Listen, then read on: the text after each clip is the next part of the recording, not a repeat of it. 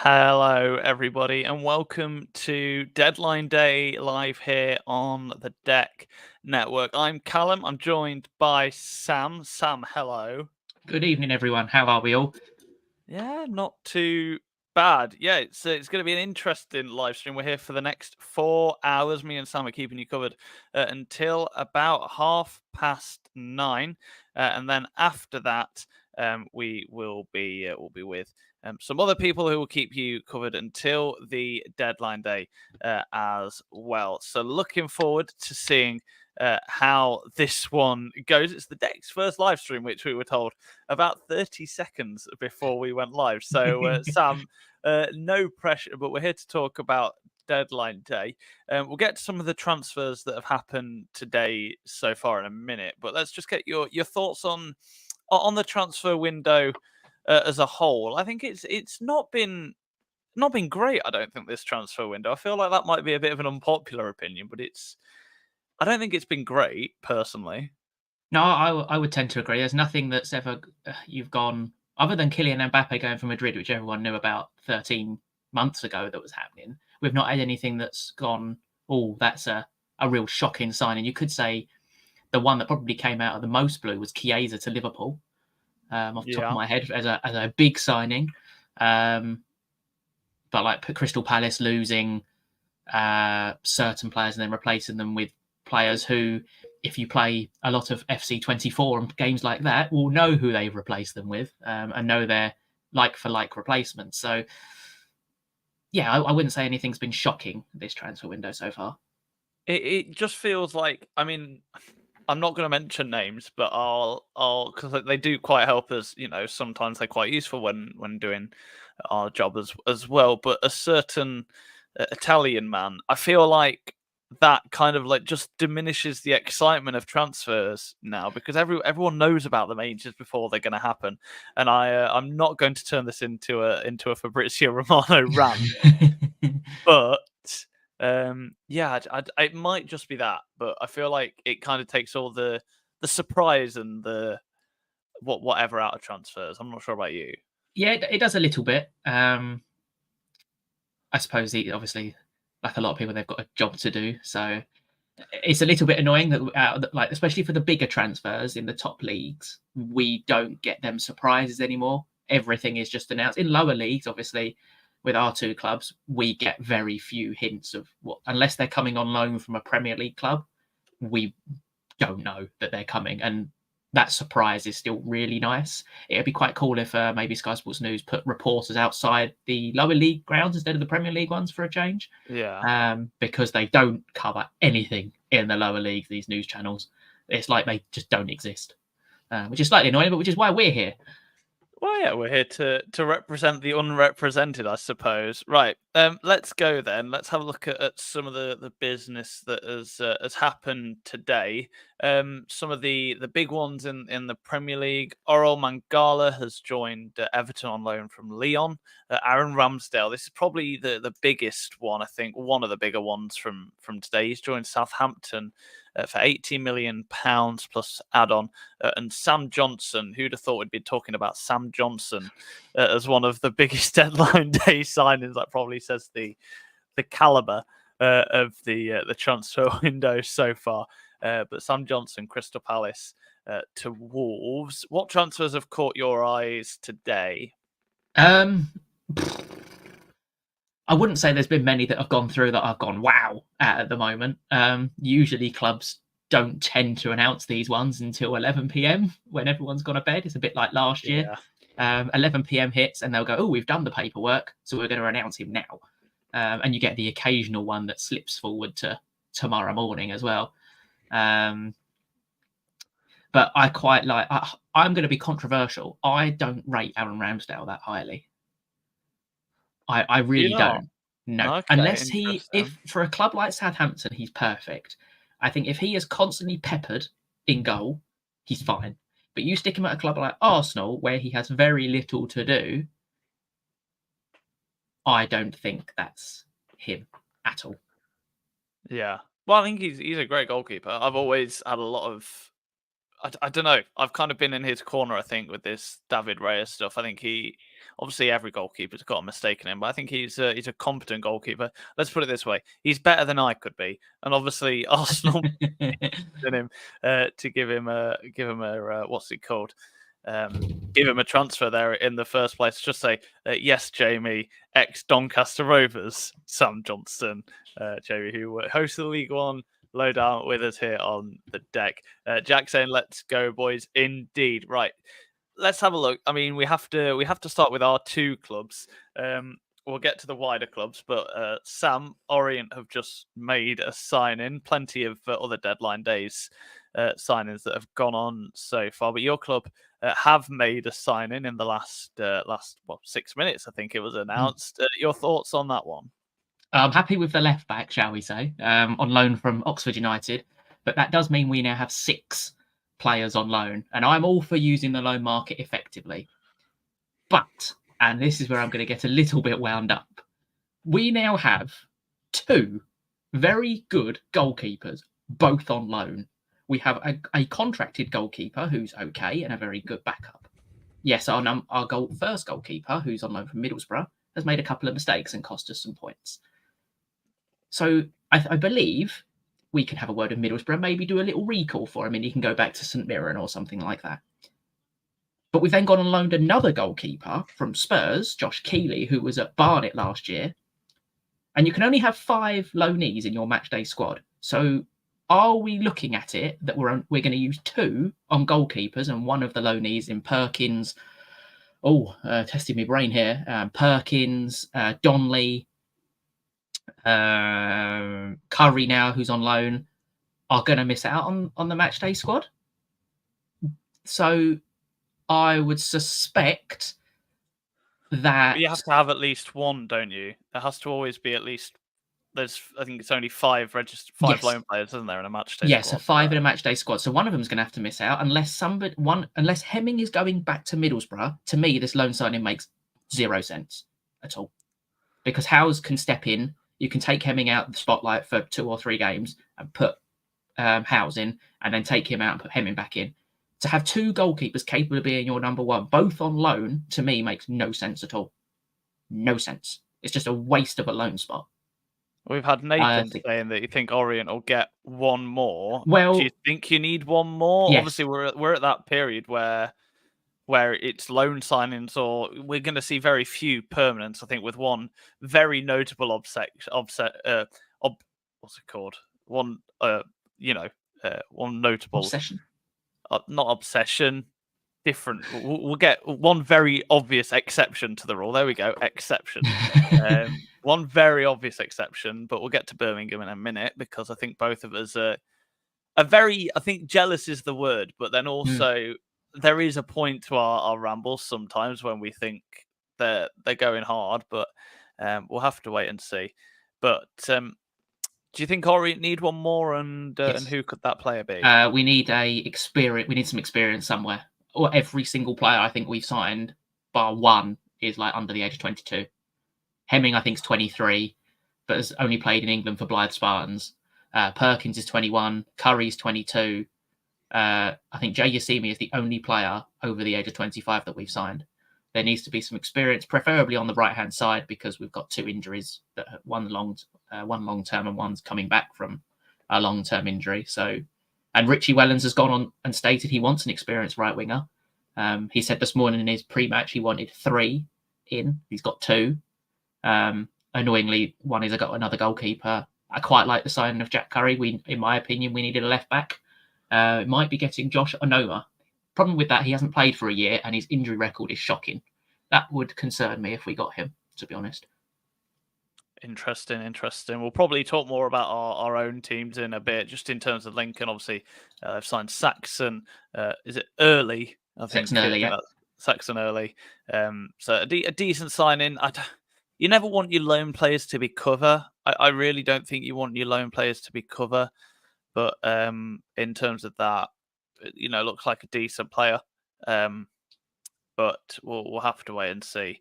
I think we'll probably try and stick with Duffy and Hackett in the first team, but we'll we'll have to wait and see. We'll go through the confirmed deadline day signs then in a minute. Obviously, hello Aaron, hello Nathan, hello Ollie as well. All leaving messages. Let us know where you're watching and who you think your team needs to sign in the final few hours of the window. Right, let's go through the transfers so far, bit by bit. Scott Wright from Rangers to Birmingham, again, undisclosed fee, that one. Mo Farl has joined Wrexham in a deal believed to be about $500,000. Gatlin O'Donkor has joined Bristol on loan from Oxford. Seydou Khan has joined Tranmere on loan. Jaden Luca has joined Grimsby on loan from Luton. And this one I'm going to absolutely butcher. Is it Balath's Tooth has joined Blackburn on loan from, is it Ferrava FC? Who knows? Any of those stand out to you? Mo Farl and Scott Wright probably for you, Sam, standing out. Yeah, Mo Farl had a loan spell at, I believe it was Doncaster last season. Yeah, two, I think. Like, he had a spell at Doncaster for 6 months and then went on loan to Walsall for the second half of the season. Played in a variety of different positions. He's not, I don't think, the paciest striker, and I think that's what Wrexham needed. They needed another sort of Paul Mullin on the shoulder type striker, considering they've got Ollie Palmer, Jack Marriott, to name a few. But adding more firepower is probably never a bad thing at this level. We know Wrexham, even by Wrexham standards, haven't got the fundage of some clubs in this division, who I'm sure we'll get onto a bit later. But I think they bid £500,000 for Will Keane, who went and signed a new contract. Preston a couple of days later. So there is the money there, but I think what Wrexham have done is pretty smart this summer. Dan Scarr is the one that stands out for me at the centre half from Plymouth Argyle. So I think Wrexham could be pretty happy with their transfer window, and Aaron does agree with me. Yeah, Aaron's saying, watching from Indiana, USA. It's incredible, isn't it? Looking at that, looking at how is it welcome to Wrexham as done. Who'd have thought that someone from Indiana, USA, unless there's some like family connection there, that's incredible. Turns out he's Ryan Reynolds' godson. But that would be incredible, and if that is the case, can I meet your godfather? He's a great guy. But no, it would be interesting to see. Jamie saying solid striker, but unproven in League One. Can't see him being first choice at Wrexham, but looks good in places for Donny. Sometimes though, it's nice to have that unproven striker. I mean, for all argument's sake. As much as it pains me to talk about him because he might be going to a rival team. Joe Taylor was unproven last year in League One, and then he ended up being the second coming of Jesus for Lincoln City last year. So, and obviously sometimes you just need that depth. But let's get on to some more transfers that have happened throughout the day. Please feel free to drop your opinion on some of these deals in the comments. We had Daniel Jebison. He's moved to Watford on loan from Bournemouth. Luke McNally has moved to Bristol City from Burnley on an undisclosed. Danny Butterworth to Swindon on an undisclosed. So Ao Tanaka has moved to Leeds on an undisclosed. Czech Diabate has moved to Bradford on loan from Exeter. Jensen Metcalf has moved to Chesterfield on loan from Everton. This one I'll probably talk about in a bit. Carl Rushworth has moved to Hull on loan from Brighton. And Daniel Barden has moved on loan to Swindon from Norwich City. For me, the pick of them that I think is great to talk about is Carl Rushworth to Hull City. Genuinely, I think that's a great deal for Hull. I mean, we saw him at Swansea City last year. I mean, I saw him at Lincoln as well. Aaron saying, "I wish he was my godfather." Incredible. Everyone will mock the Wrexham documentary. I love it. I think it's great. I think it's really good. I think it's great for football. I mean, we've seen how much football has struggled in the USA. Really, that I mean, it's going to be very difficult to overtake baseball and whatnot. But anyway, that's a topic for another time when it's not deadline day. We'll probably use that as a discussion for the League One Lowdown podcast, which I think is available on all good streaming platforms as well. But yeah, Carl Rushworth to Hull. We saw him at Swansea. We've seen him at Lincoln. I think he's genuinely a Premier League potential goalkeeper. I think this has to be his last season at this level. if he's ever going to reach that potential. The issue is when you join a team, or when you're part of an academy like Brighton, it's so hard to get that break from Championship football to Premier League. It's so hard when you're a lone player. Like we see it very, very rarely. And Brighton aren't the team. They're not like a consistent top half team yet. You're not always going to pencil them in for Europe, so you can't see them loaning him out to like a Forest or a newly promoted side, can you? So I think it's an interesting move for Carl Rushworth. He'll be wanting to establish his reputation as a Premier League goalkeeper soon, because I think he's purely got that potential based off what I saw at Lincoln. But yeah, what are your thoughts on that, Sam? I was extremely surprised to see him go back down to the Championship, because there was a lot of rumoured interest that Ipswich were looking at him, especially early in the window before they signed Muric, who we'll get on. I'm going to quickly say I don't rate him either. I think they should, if they held on a little bit, because they had Christian Walton, who for a couple of games would have been absolutely fine, even though he failed to make a league appearance, I believe, last season in the Championship for him. To get having the right goalkeeper, especially as a newly promoted club, is imperative. It gives confidence to the back line, and Carl Rushworth's good with his feet, which is the way Ipswich want to play. He's a really good shot stopper. And like you say, I think he just needs to find his feet. He's now at the age where he needs to be playing consistently and just needs more of a permanent club, I think, now. And I agree, this has to be his last loan spell before he either has to break into that Brighton team and replace Verbruggen, but that's unlikely because he's now a Dutch national goalkeeper, or make a move somewhere and make his name a club that would probably stand out to me, somewhere like a Crystal Palace. I know they've got Dean Henderson, but there's no reason why Carl Rushworth can't be better than Dean Henderson. But that's just kind of a club level that I think he should go to.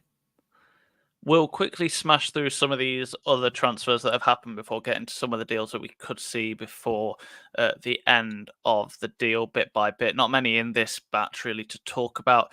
Kylian Kouassi has gone to Salford on loan from Blackpool. Anis Ben Slimane, again, apologies for these pronunciations. Sheffield United to Norwich on loan. George Hall, Birmingham to Walsall on loan. All of these are loans, except if mentioned.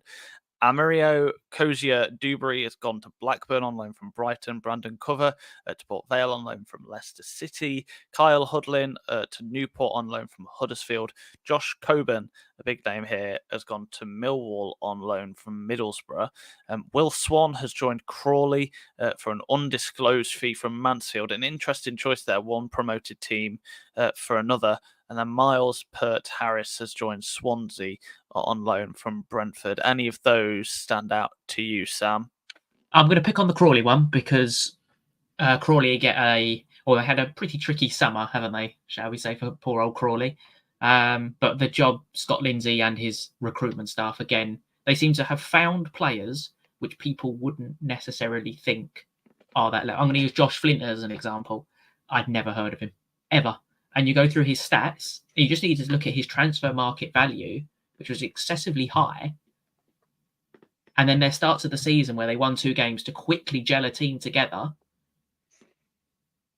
I think that Crawley Town recruitment again has gone under the radar. So Will Swan again's not proven at League One level, but I think Crawley Town's recruitment staff have given themselves some leeway, shall we say, with some of the signings they've made this summer. Have they taken the Brighton approach with the data that we see with? I think do we call it the FM24 approach of this player's stats look good, or sign him straight up? Well, this geezer's got 16 pace by. Brilliant stuff. Some of the other transfers, Josh Keeley has joined Leyton Orient on loan, as we quickly mentioned earlier. That's from Tottenham. Ken Abo has joined Stevenage on loan from Norwich. Mikey Johnson to West Brom for an undisclosed fee from Celtic. Billy Krellin has joined Accrington on loan from Everton. Again, I'll just say all of them are loans, except if I say they're not. Cian Harrett has joined Fleetwood from Huddersfield. Ian Bowett has joined Portsmouth from Fulham for an undisclosed fee. We get far too many undisclosed fees. Yeah, I don't like for that. my sake. Haji Minoga has joined Salford for free from Portsmouth. Sonny Al-Jafri has joined Accrington on loan from Manchester United. Chris Popov has joined Barrow from Leicester. And Luca Ashby-Hammond has joined Gillingham on loan from Fulham. Any of those stand out to you as well? Not overly. No, I'm not going to lie. But a comment from a Charlton fan saying they need an experienced goalkeeper. Yeah, do you agree with that? It's a difficult one, isn't it? When you've gone and started the way Charlton have, 3 games, 0 conceded. I think Will Mannion's been their number one so far this season. Will Mannion's a goalkeeper who I think came from Cambridge, but didn't really set the world on fire. He had a lot of potential on Football Manager back in the day because I always used to sign him. I can see why they think they need an experienced goalkeeper. I think with a manager like Nathan Jones, though, his teams are so hardworking and so organised, you might be able to get away with it. Because I think Mannion's a decent shot stopper.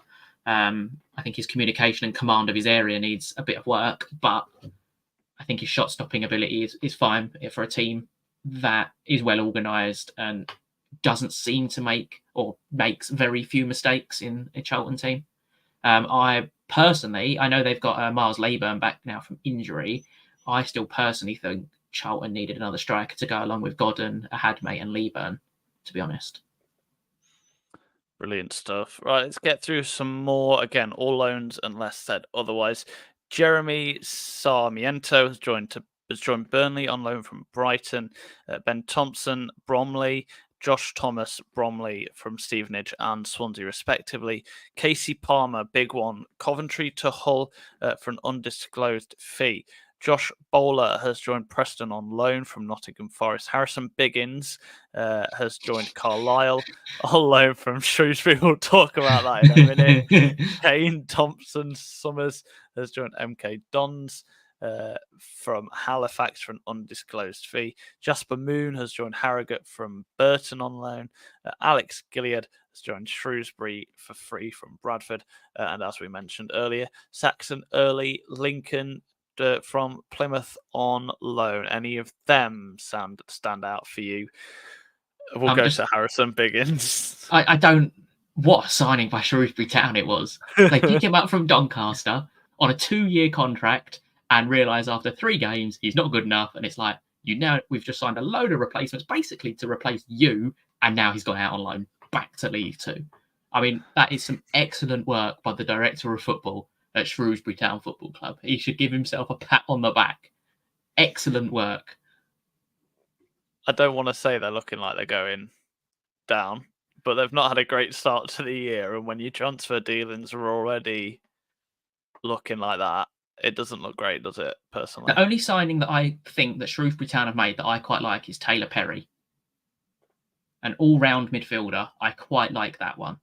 But other than that, nothing really excites me about Shrewsbury, unfortunately. Lovely area, but their signings in a budget that got reduced from last season when they struggled to do anything last year in terms of scoring goals. It was always going to be made difficult because I think Paul Hurst is actually quite a decent manager, to be honest. And I don't think the signing of Alex Gilead returning to Shrewsbury is going to change much, to be honest. I don't think he's League One level anymore. So sorry, Shrewsbury. That's lovely place, but your football club's apparently not very good at the moment. And then, as far as I can tell, at least that on the list that I've got in front of me, we'll get to some of the rumored ones in a bit. But as far as I can tell, these are the latest confirmed ones. Josh Laurent has joined Burnley from Stoke for an undisclosed fee. Harrison Ashby has joined QPR on loan from Newcastle. Ashby is a place near where I was born. I wonder where Harrison's from. Dan and Lunderloo, we'll talk about this one, has joined Cambridge on loan from Bolton. I think that's a decent signing for them. Shamal George has joined Wickham for an undisclosed fee from Livingston. Frankie Okoronkwo Someone said have fun pronouncing that, but I think I've bossed that. Has joined Salford on loan from Everton. And then the final one that I can see at 7:30 that was announced is Jack Curry has joined Leyton Orient on loan from Oxford. Other than Mr. Tika Masala, Sam, have you got one that you think stands out to you? Well, I'm going to talk about Sarmiento to Burnley because I think Burnley's transfer window has been incredibly strange.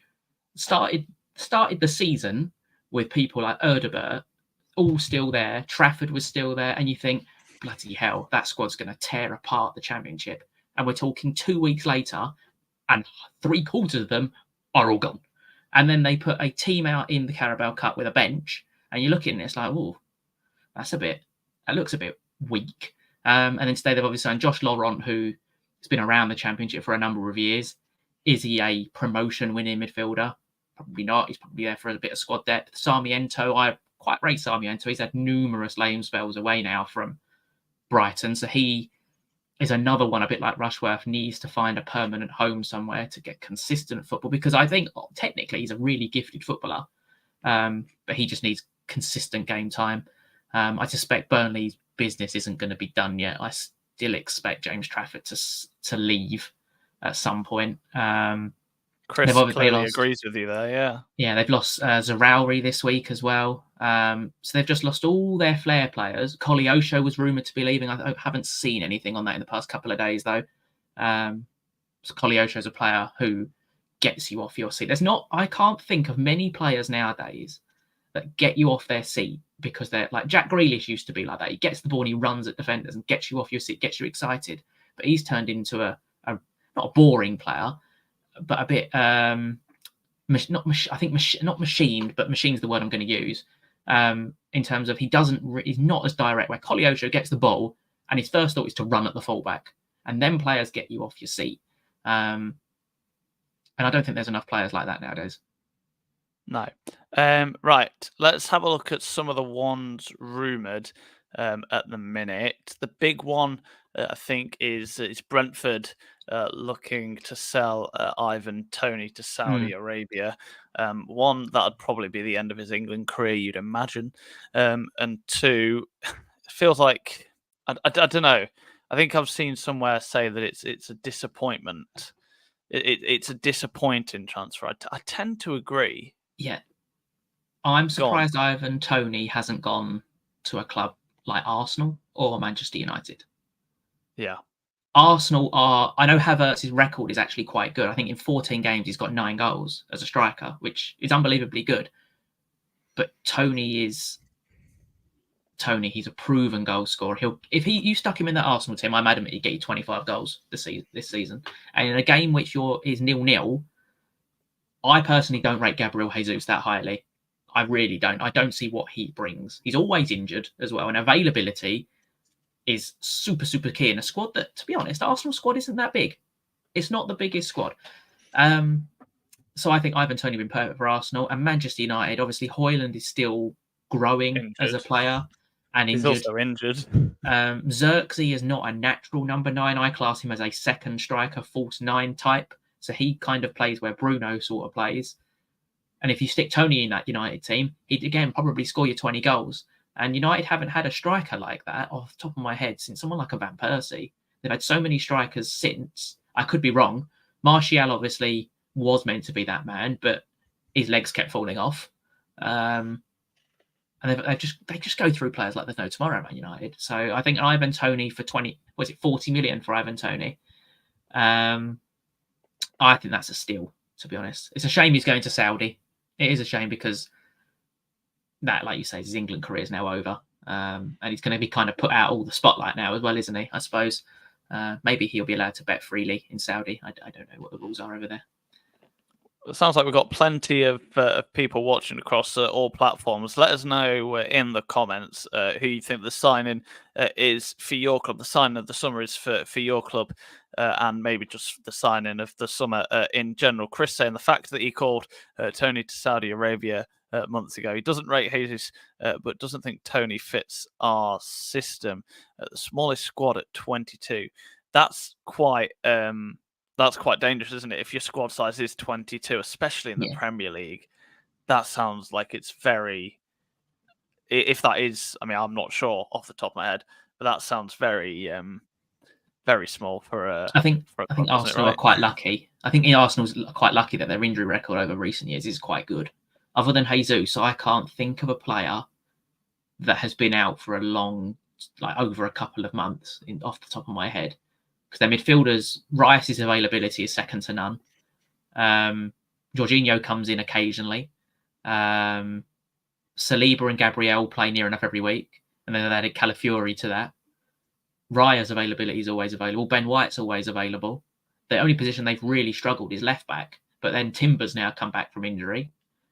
Well, I know he got injured again for a little bit, but yeah. So now, other than Timber last year, but they covered that with Kiwior, Zinchenko, so that's okay. They did need a left back, and it seems Calafiori is going to be that man to step into. I can't believe we've come to a day where it's Tony Pulis ball. We've got 4 centre halves, ditch fullbacks. We're playing 4 centre halves across the back line. Like Tony Pulis somewhere is sitting there thinking, I thought of this 10 years ago, and everyone criticised me for it. Aaron saying Wrexham's signing of the summer is George Dobson. Without a doubt, he's class. Do you agree with that, Sam? Yeah, I agree. Obviously, he went to Hungary, didn't he? Never played a minute, and came back. I think it was to personal reasons, I believe. Experience at League One level, is a leader on the pitch. I do agree with that. I prefer Dan Scarr personally, but George Dobson is, you could argue, make a case for either of them. Now, the big one that we're seeing on the bottom of the screen, Sam, we've kind of teased it. We've kind of teased it a bit at the minute, but Jay Stansfield to Birmingham City reportedly for 10 million. We should say this isn't confirmed, but if that is the case, Sam, your thoughts on that? I mean, 10 million is just ridiculous for League One. And I know there's a lot of criticism about Birmingham and how they're going to fail PSR. But they won't fail PSR because their revenue is one of the highest in League One and probably beating half of the Championship sides. Their PSR is so unbelievably high because they've got some naming right on their stadium, which is super high. Feel free to. I think we're all just a bit jealous, aren't we? I think so. Of what they've spent. They've obviously spent. I think at this point with Birmingham, I think the building probably one of the best squads the league's seen in a number of years, and like we're talking 10 million in that division. And I seen somebody put today, Liverpool just spent, what was it, 11.5 in the end for Chiesa? So it's only $1.5 million away, and that's in League One. The money is just getting really inflated, isn't it? Really, in football now. Yeah, it's getting a little bit out of control, isn't it? But I think that price is obviously going to be inflated just a little bit because, number one, it's going to be, there's nothing to say in 3 years' time, Birmingham are in the same league as Fulham. I think Stanfield's got the potential to be a Premier League striker, in my opinion.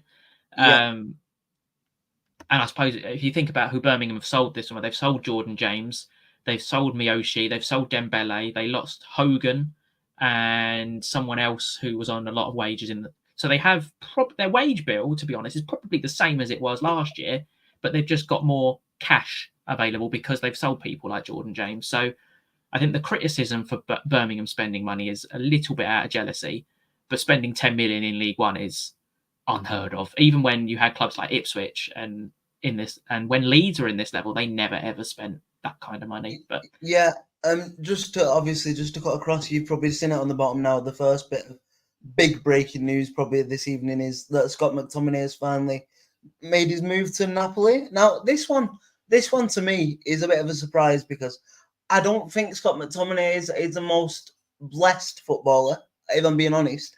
But I think every time he puts on a Manchester United shirt, he does a job for him in a certain aspect. And yeah. I think if you're a Manchester United fan, I think there'll be more Manchester United fans that are sad at this deal than won't be. Would you agree, Sam? Yeah, I think for all of Scott McTominay's flaws, I think he's utilised incorrectly. He's not a holding midfielder. McTominay's not a holding midfielder. He is a It's called a box crashing number 8, I call them. A bit like what Conor Gallagher was to the end of last season. He's someone that arrives late in the box and scores goals. He's proved it for Scotland that he, to be honest, he's a natural midfield goal scorer. But United didn't use him properly. And I actually think he'll be quite good for Napoli and in a Conte sort of system. I actually think he'll thrive there. So I think that obviously frees up Ugarte to join Manchester United now. Yes. So it's not exactly a bad replacement. I suppose Ugarte is fairly similar to Casemiro in terms of his ball-winning abilities, but he's a bit more mobile and can actually run. I think it's a shame. I mean, being someone who was kind of raised a Man United fan, it's a bit of a shame. I think I love Scott McTominay. He really reminded me of just like that player who you could always rely on. He was always the old reliable, and I think he did a great job. And I really think we're gonna miss him. I speak like we as if I'm what's it called? Or like I'm part of Man United. Well, I was raised a United fan, so I feel like I still have an affinity for them. Yeah, I feel like it's just I don't know. I'm a bit meh about it. We'll have a talk about some of the other rumors that are and are not floating about anymore. The big one that was about throughout the final few days of the transfer window was Mark Gay, that he won't be joining. He won't be joining Newcastle as was rumored. Is that a loss for Newcastle or a win for Crystal Palace? Which one is it more of? I think to me it's equally both. Like I think Gay everyone knew that Mark Gay was a good, very very good Premier League defender before the Euros, but for me his performances in that England backline when we thought the absences going into that tournament, that's where England would come unstuck. But really, if you think about it, I think we were better at times defensively than we were more fluid going forward, and that's probably because of Mark Gay. So I think that tournament enabled him to have like a bit of a breakout summer, and but I think for a Palace point of view, you're managing to keep a hold of your captain now, obviously with Joachim Andersen leaving earlier in the window. So I think you've got to be happy with that. From a Newcastle point of view, with obviously all the stuff going on with like PSR and stuff like that, you will be disappointed, I guess. But I wouldn't be surprised if that deal kind of reared its head again in January, maybe. Possibly. I think for Newcastle, I think the biggest concern they've got is, number one, do they desperately need a replacement for the next 4 years at centre-half? I personally don't think so. You've got Sven Botman coming back in January from a long-term injury. The only reason you probably signed Guehi is to replace Fabian Schär now. But if you wait another year, you could probably get Guehi for the same price in a year's time. You've just got to delay it. I think Newcastle have enough centre-backs to get by for this year, personally. And they've got Lloyd Kelly, who they got on a free transfer from Bournemouth as well, who can play centre-half. For Palace, obviously they've kept Guehi and they've signed Lacroix and they signed Chadi Riyad as well from Real Betis. So defensively, Palace look pretty set now. They've got Munoz at right wing back with Mitchell at left wing back, so that's a solid. They've got Kamada, who's kind of their Elise replacement. They've got Mateta, who they've made into a goal-scoring machine. As a starting 11, I really like Crystal Palace's team. And I found it such a shame when Elise left, and then there was rumours that Eze was going. I was like, oh, please don't amputate this team, because towards the end of last season, they were so entertaining to watch. And thankfully, Eze's still there. And they've obviously not started the season the best, shall we say, Crystal Palace, but hopefully they can get back to sort of that exciting, defensively solid football that we are accustomed to at the end of last season. Yeah, I agree. Just a couple of things that you're noticing on the bottom here is the word is now that Chelsea are officially out of the race for Ivan Toney. So that means, in my opinion anyway, that means that the Saudi deal is getting closer and closer. And like you said before, obviously that is to probably the neutral. That is disappointing, I guess. I find it interesting. Like you'd think, like, do Premier League clubs not rate Ivan Toney at £40 million? Yeah, Like, what would you rate him at? Because to me, when you see that, especially with Saudi money, I almost feel like you have to add an extra 50% on for Saudi Arabia. So I almost think, like, do Premier League clubs not think he's worth about 30 million quid or something like that? Because, I mean, to Man United, okay, 30 million quid is 30 million quid, but that just seems like a great deal for a striker who will stay fit. Okay, he only played half a season last year. Mhm. I think that's I do I'm more upset that no Premier League club came in for him than I am the fact that he's going to. I mean, we don't know all the behind the scenes deal. Obviously, Chelsea are out the race, but as far as I'm aware, to my knowledge, didn't make a proper bid. But I don't. It does seem weird. I really don't get it. But anyway, some of the other deals that could happen. Jadon Sancho linked with a move to Chelsea, because if you want to get rid of players, apparently it's either Chelsea or Saudi Arabia you sell them to. Victor Osimhen has also been heavily linked with a move to both Chelsea and to Saudi Arabia. It seems like they're both going to Al Ali, I think, for both of them. And the big one as well that's been confusing a lot of people, I really don't get this one. Raheem Sterling to Arsenal. You're seeing it along the bottom of your screen now. Sam and Aaron, we'll start with you, Sam. Why can you think of? Oh, do you know what? We'll pose this as kind of like a for and against. Sam, you think of all the reasons why Arsenal would want to sign Raheem Sterling, and then Aaron, I'll give you the easy task of all the reasons why Arsenal wouldn't want to sign. Aaron's got the easier task here. Why would you sign Raheem Sterling? Proven Premier League goal scorer in a Manchester City team, a title winner. 3 years ago. Title winner, still experience towards the back end of the season. In the way Arsenal play in terms of low crosses into the box, Sterling is extremely good at arriving into the box around the back post. So that would suit Sterling. He's not very good at passing at the back. No, he can't do that. I mean, all I think of with Sterling is that famous Twitter clip, isn't it? It's pass to Sterling. Yeah, Sterling, pass the ball. Pass the ball, Sterling. The one thing that blows my mind with Raheem Sterling, which I think people forget, is he's still not 30 yet. It feels like he's been around for like 12, 13 years. Like, it's crazy. He's been around too long. Gosh. Yeah, I think this just, to me, and it really surprises me, because when I think of Arteta and especially Edu and Arteta's like transfer dealings and strategy over the last like 3 seasons, they've been very strategic with it. You can see it like that, you can see sort of like the plan with the signings, whereas this one now screams to me, well, we need some attackers. Let's go out and make the biggest panic buy you've ever seen, and let's get Raheem Sterling in. So I don't really understand it.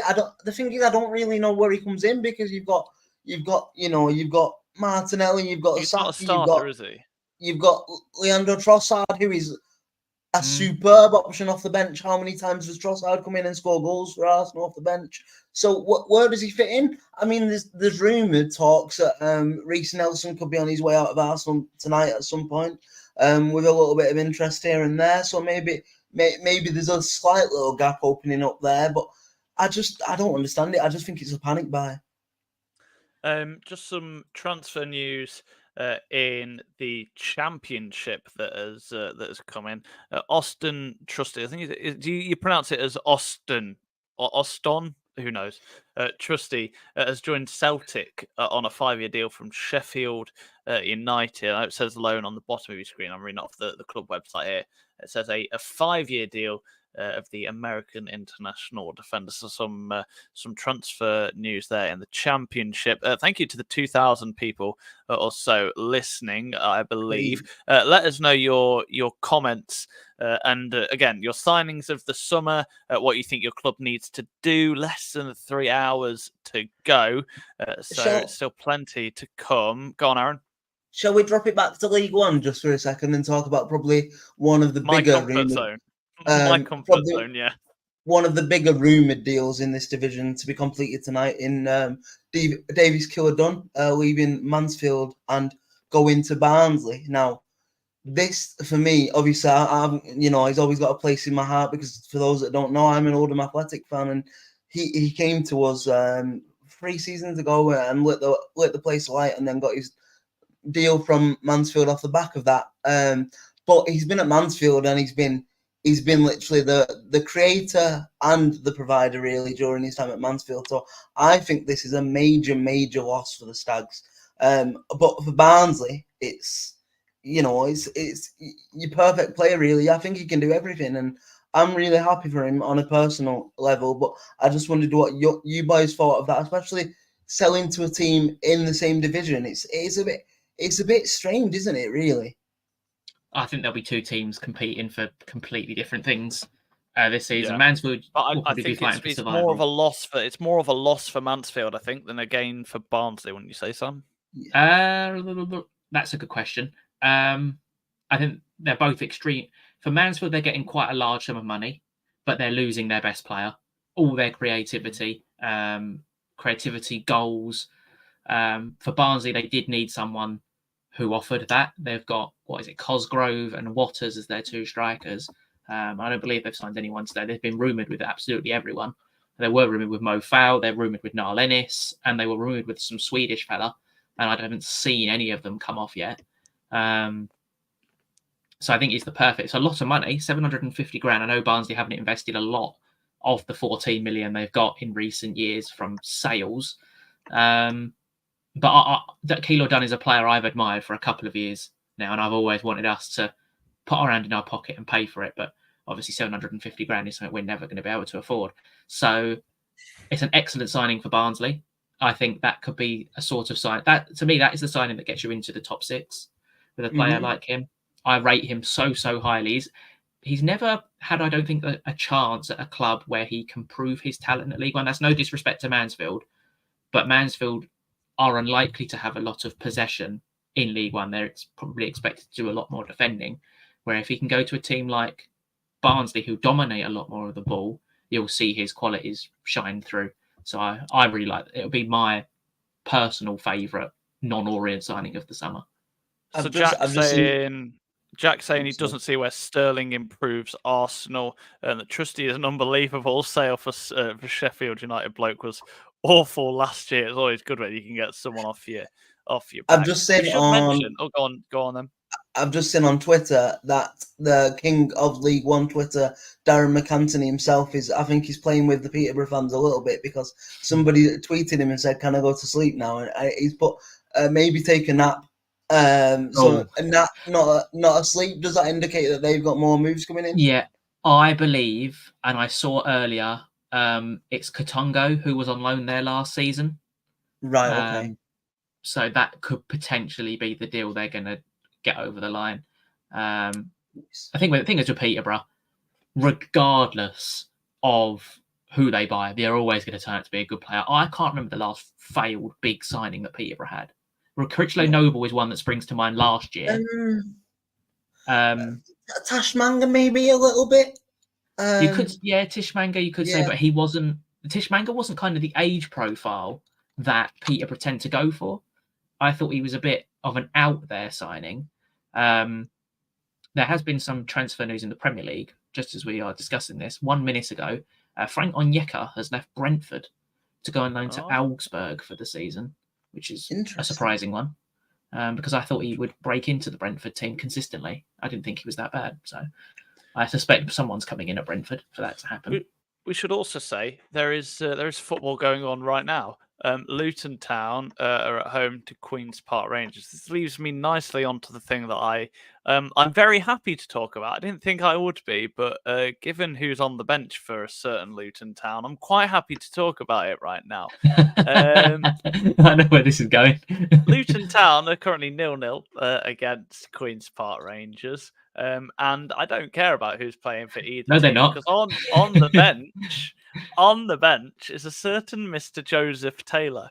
Now, he has been heavily linked with both. I think he was linked with a lot of teams. and then eventually it came down to either Lincoln and Huddersfield. And as the transfer window came on, and Lincoln were linked with other players, it kind of seemed like he would be going to Huddersfield. And he's currently on the bench for Luton, which I would imagine, unless something mental happens in the next 2.5 hours, puts to bed rumours of him going to Huddersfield. You hope until 11 o'clock tonight when Huddersfield make a bid at 10:30 that's accepted. Yeah, he Now, goes straight from the bench in his tracksuit to Huddersfield. Yes, I would be very, very happy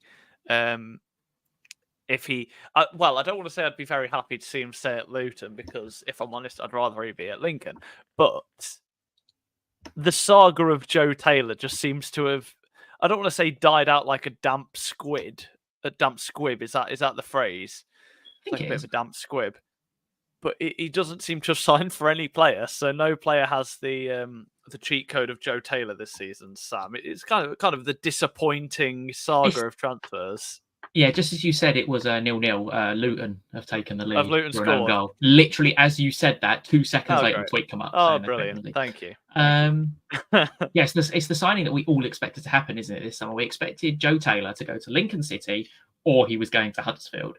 Both sides at the time needed a number 9. I think Huddersfield still do need number 9 after Kean Harrott and Kyle Hudlin have both left the club today. So something I think will happen at Huddersfield. And something was going down yesterday. We saw him Yes. at King's Cross Station. I saw quite a lot of tweets, people trying to predict what train he was getting on. I even saw someone plan out, so if he gets to King's Cross at this time, then he can get the train from X. He can get the train to York at this time, or to Leeds at this time, which means he can get picked up and driven to Huddersfield and this one. Everyone was trying to piece together his movements, and then it came out, I think it was in the late afternoon or whatnot, that he'd been recalled to Luton. So they'd almost had a change of heart halfway through the negotiation, that they still needed him. And obviously Luton, I'd be very surprised if either of these two sides make a signing, with it being with them being at thingy. So yeah. Apparently, they're recording from the conversation because they were unsure if they could get a replacement at Luton. So very interesting.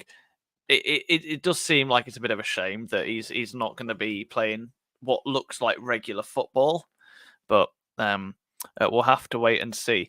Just on this big signing that we're expecting in League One at some point of Jay Stansfield. Apparently, Philip Buckingham has tweeted that they're willing to pay £10 million for Jay Stansfield if the revenue lines are roughly the similar. This is according to Philip Buckingham at PJ Buckingham on X, I believe. It's the equivalent of Man United spending £300 million on a player. And that's after all the other signings that Birmingham have done this season, right? I'm going to get this up because I know we all go on about Birmingham spending lots of money, which they have, and obviously James Stanford will be a record signing by $6 million over Birmingham's other signing of the centre half they got from Austria. So I want to look at this because there's a lot of criticism about Birmingham, and I think a lot of it's so Birmingham this summer, according to Transfer Market, have made £12 million. They've made £5 million in terms of income. I can't see that Jordan James being £5 million, but apparently it is. So we'll go with that. They've lost Mark Roberts off the wage bill, Sunic, Ruddy, Etheridge, Pritchard, Dembele, Bakuna, Hogan, all off the wage bill. So that's a hell of a lot of wages. Miyoshi transfer, we don't know how much it is yet. Same with Pritchard. And Dembele is about £1 million. So all in all, they've probably made, let's say, £9 million this summer. If Stansfield's 10, they'd have spent 26, which is still a £15 million net spend, which is huge. But if you look at their revenue streams in League One, they've got a really good naming rights for their stadium. They've got 26,000 people in St Andrews every week. Their merchandise sales would be through the roof. But then, their squad's just going to be like a super team for League One, isn't it? You've got Mark Leonard, who in my opinion is one of the best midfielders in League One. You've got Alfie May, who is the best number 9 in League One. You add that to Lyndon Dykes. You've got Alex Cochran. You got two goalkeepers who arguably would get into any League One team in Ryan Alsop and Bailey Peacock Farrell. It's just a bit of a super team. And then they've loaned in Ben Davies from Rangers, who was playing Championship football and I don't think he ever made an appearance for Liverpool, but got signed by Liverpool. So it's just a League One super squad. But then I will put it in and just say it does seem a bit weird that they've got an unproven manager at this level as well, right? It does. To me, that just seem very. They've got like the dream team, but do they have the dream manager to? I think we'll know that when it gets to crunch time in the middle of the season. Let's say match week 20 around Christmas when there's lots of games. We know Birmingham's squad's massive. Does he have the ability when teams have worked out how to play his plan A? Can he have a plan B? Can he have a plan C? He's got the players to have a plan A, B, C, and D with Dykes, Jutkovic, May, Tyler Roberts. He's got plan A, B, and C and D in his squad, but can he adapt? So instead of this possession style out of the back, which they got caught on against us, can they be a bit more direct, which they should be able to with the players they've got, but can they adapt to teams? Can the manager play different systems? Can he form different partnerships? That's where he'll be tested. But I think with the squad, I don't think it matters who you're going to have in charge for Birmingham. I think my dog could get them promoted with that squad. What I'm going to do, so you've got like an hour left of your shift, I believe, so I'm going to go backstage and find out some more deals, and then because I'll be back around if needed, but I'm going to pop backstage now, yeah? Okay. Brilliant stuff. Perfect. Brilliant stuff. So Chris O'Brien saying a potential loan deal for Kellyman from Chelsea that could drive up costs even more if true. It just seems, I don't want to say unfair, but like I feel we'll get a lot of crap for this. And Birmingham fans, if there are any of you listening, feel free to give us your opinion on this as well. But I really don't get why you're annoyed that if you don't you should be walking the league. Like I'm sorry, you should be walking the league with how much you've spent. And if you don't walk the league, and I mean the league, I don't just mean getting automatic promotion. I mean the league. Like your season is a failure if you're not winning the league. You can say that it's a strong opinion and whatnot, but it's probably true. I think it's just they've arguably got the best. If they don't win, yeah, they've got arguably the best League One squad in history. Probably better than the Ipswich team that got 100 points. But better than the Plymouth, definitely better than the Plymouth team that got 100 points. Better than the Sheffield Wednesday team that got 90 odd points. It's better than the Wolves team that got promoted with Sacco, was it Sacco, Dicko, and someone else who I can't remember. They had the song for him. But that's Birmingham squad is arguably better than what they had last year in the Championship as well. It just seems like I'm sorry, and I stand by it. Like I'm not. I keep saying I'm sorry. I'm not even sorry. If you do not win the league this year, you cannot tell me that your season has been a success. They should win the league. I do agree. It's ridiculous how much money you've spent for League One anyway. Like I'm aware you've got. Like we all expected Wrexham to be the ones to come in and splash the cash and whatnot, and of course we all knew that Birmingham had money, but it just seems a bit weird, I think. But Derby I don't know. County are announcing a signing, and I'm rather intrigued who it is because they put the great weight is over. Oh, here we go. Do you know what? Derby. We'll see them next year. There are two things that have really annoyed me this year. Is one incredibly bad teasers. Like some of them are shocking. And the other thing that's really annoyed me is that what's it called? Like the late announcement of signings. Like who is announcing a transfer signing at like 10, 11 o'clock at night? I want to go to sleep. I will happily admit that I would rather go to sleep than see my club announce a signing. I don't don't know know. if you've seen what's just gone in our chat, but according to Darren McAntony, Birmingham bid for Kwame Poco, Hector Cipriano, Ronnie Edwards, and Harrison Burrows. Bloody hell. Can you imagine that Birmingham team if they got Ronnie Edwards and Harrison Burrows? You may as well just give them wave the white flag before you even start playing them if they're that squad. But then again, the only thing I'll say about when teams go to Birmingham, and they can jump on me for this because they make fun of people when they say you're in for a shock and stuff like that. Teams will try harder against Birmingham.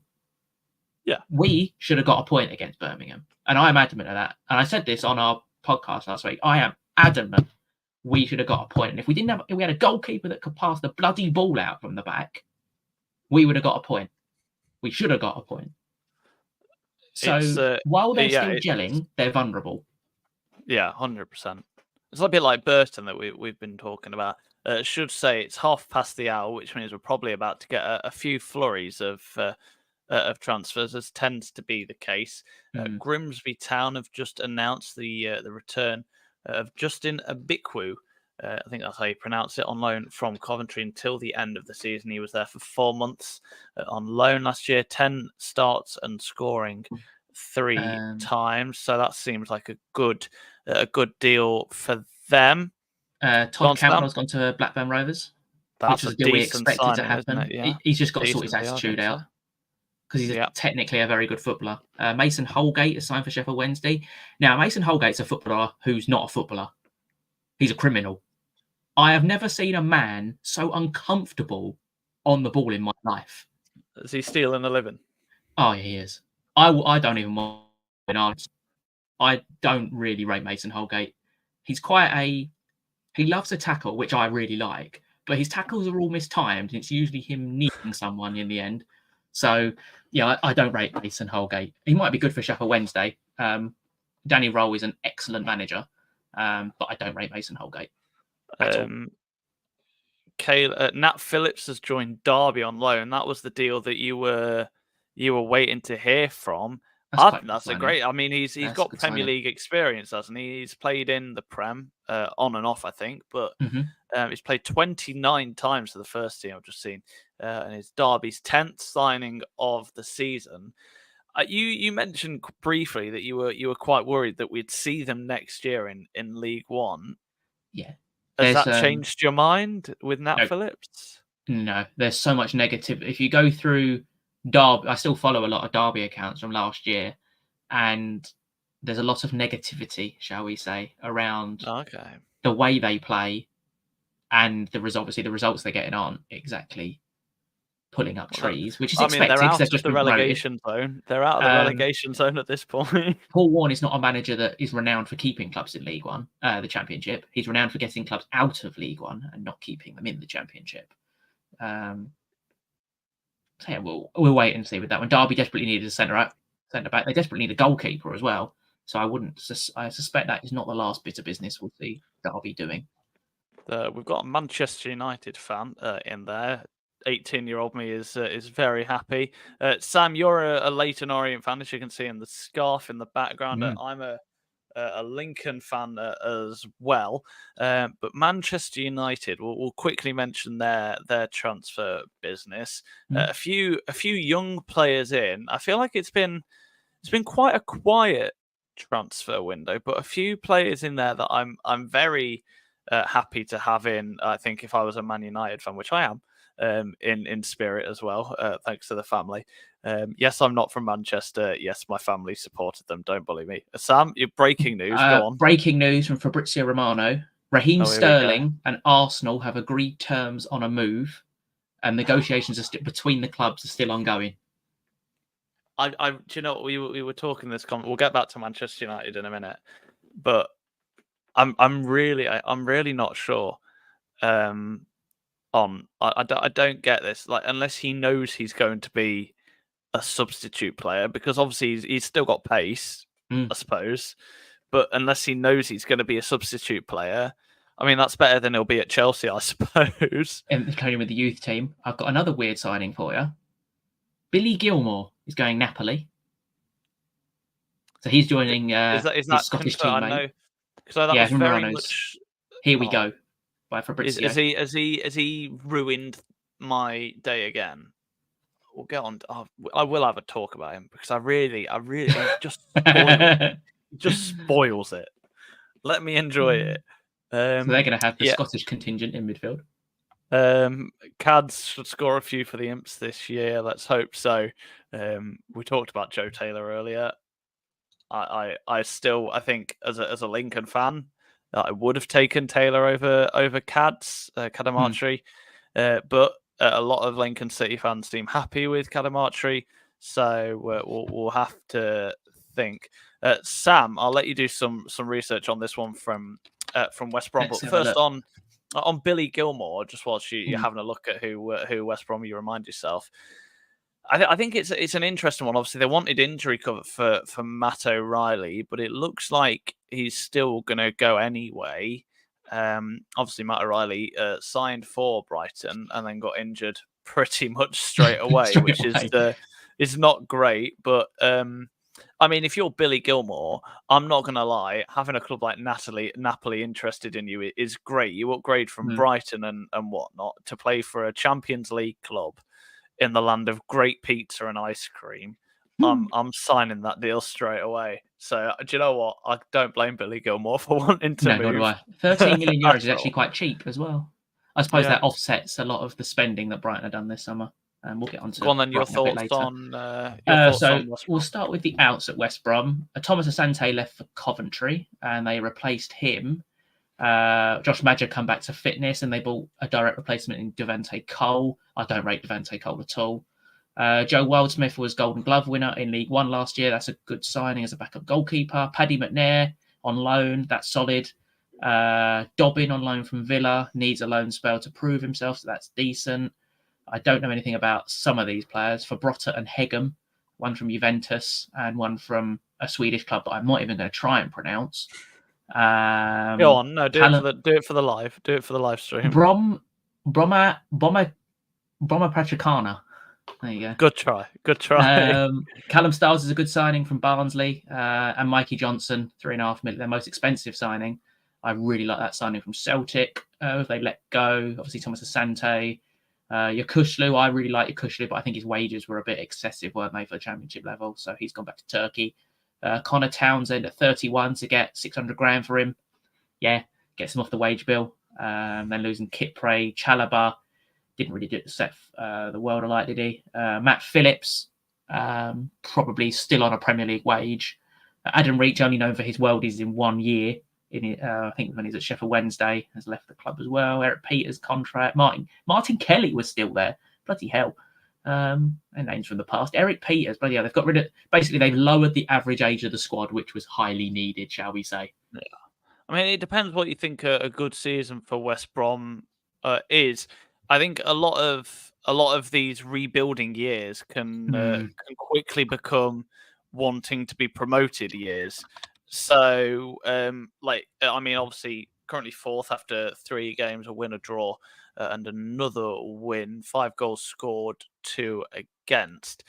So yeah, it depends, I suppose, what you expect from your season. Like Lincoln City, I'd say we've had a decent transfer window. We brought in some experienced players in Deriqua and in McGrandles, but we've also brought in some youth.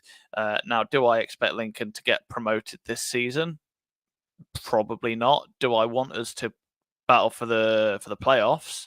Would love it. Would love us to battle for the playoffs as well, which I think we will do. So I'd say Lincoln have had a great transfer window. The only thing I would say is I personally had swapped.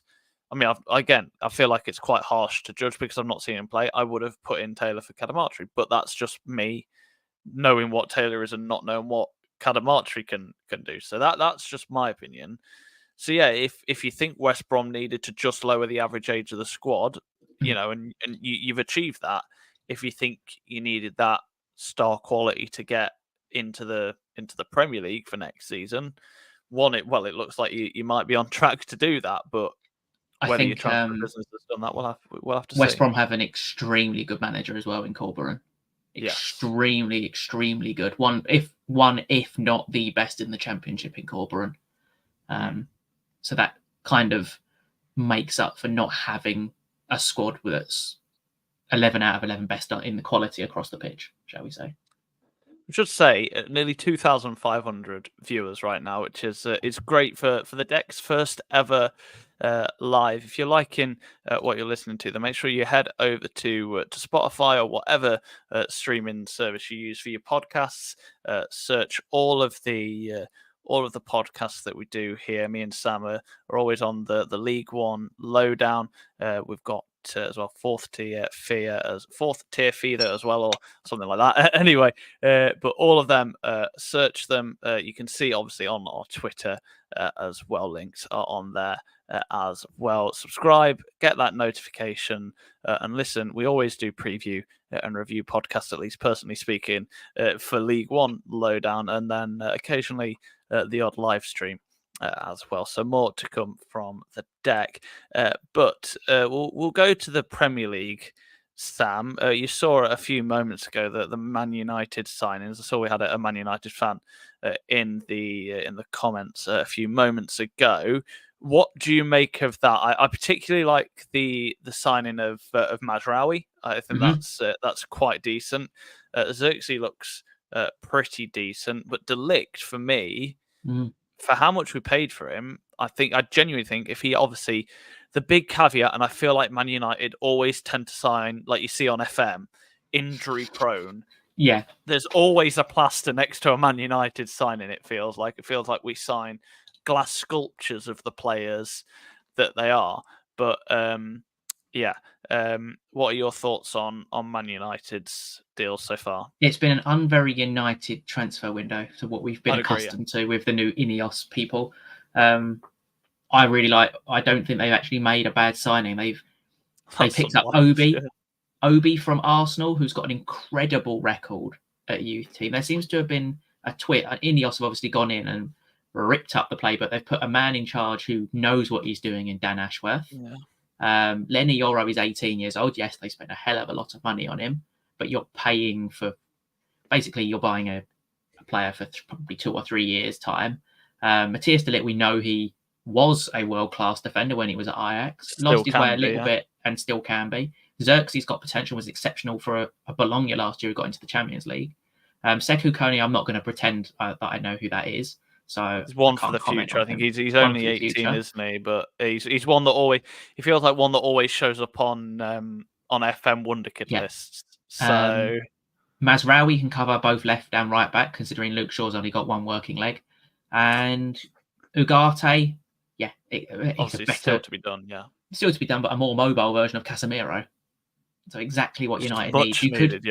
You could argue the only position that Manchester United desperately need, we've already mentioned Ivan Toney earlier in the stream. It's probably, if Jadon Sancho was to leave, it's probably another winger, to be honest. Yeah. I still think they're a little bit short because Anthony is just, I call him fidget spinner. Yeah. I call him fidget because I don't see what he does. He gets the ball, spins around with it, and then loses it. So that's my nickname for Anthony. You see on the bottom there all the Twitters for you to follow. Make sure you head over there. All the links to what we do on podcasts as well. Feel free to whack notification bells up for them. We'll go league by league then, Sam. This will test your knowledge. As you see, as we see at the bottom, James Ward-Prowse completed a Nottingham Forest medical. He's obviously hoping he will move to Forest from the Iron. West Ham United, I think that'd be a decent deal. Mm-hmm. He's not really a first choice player for them anymore.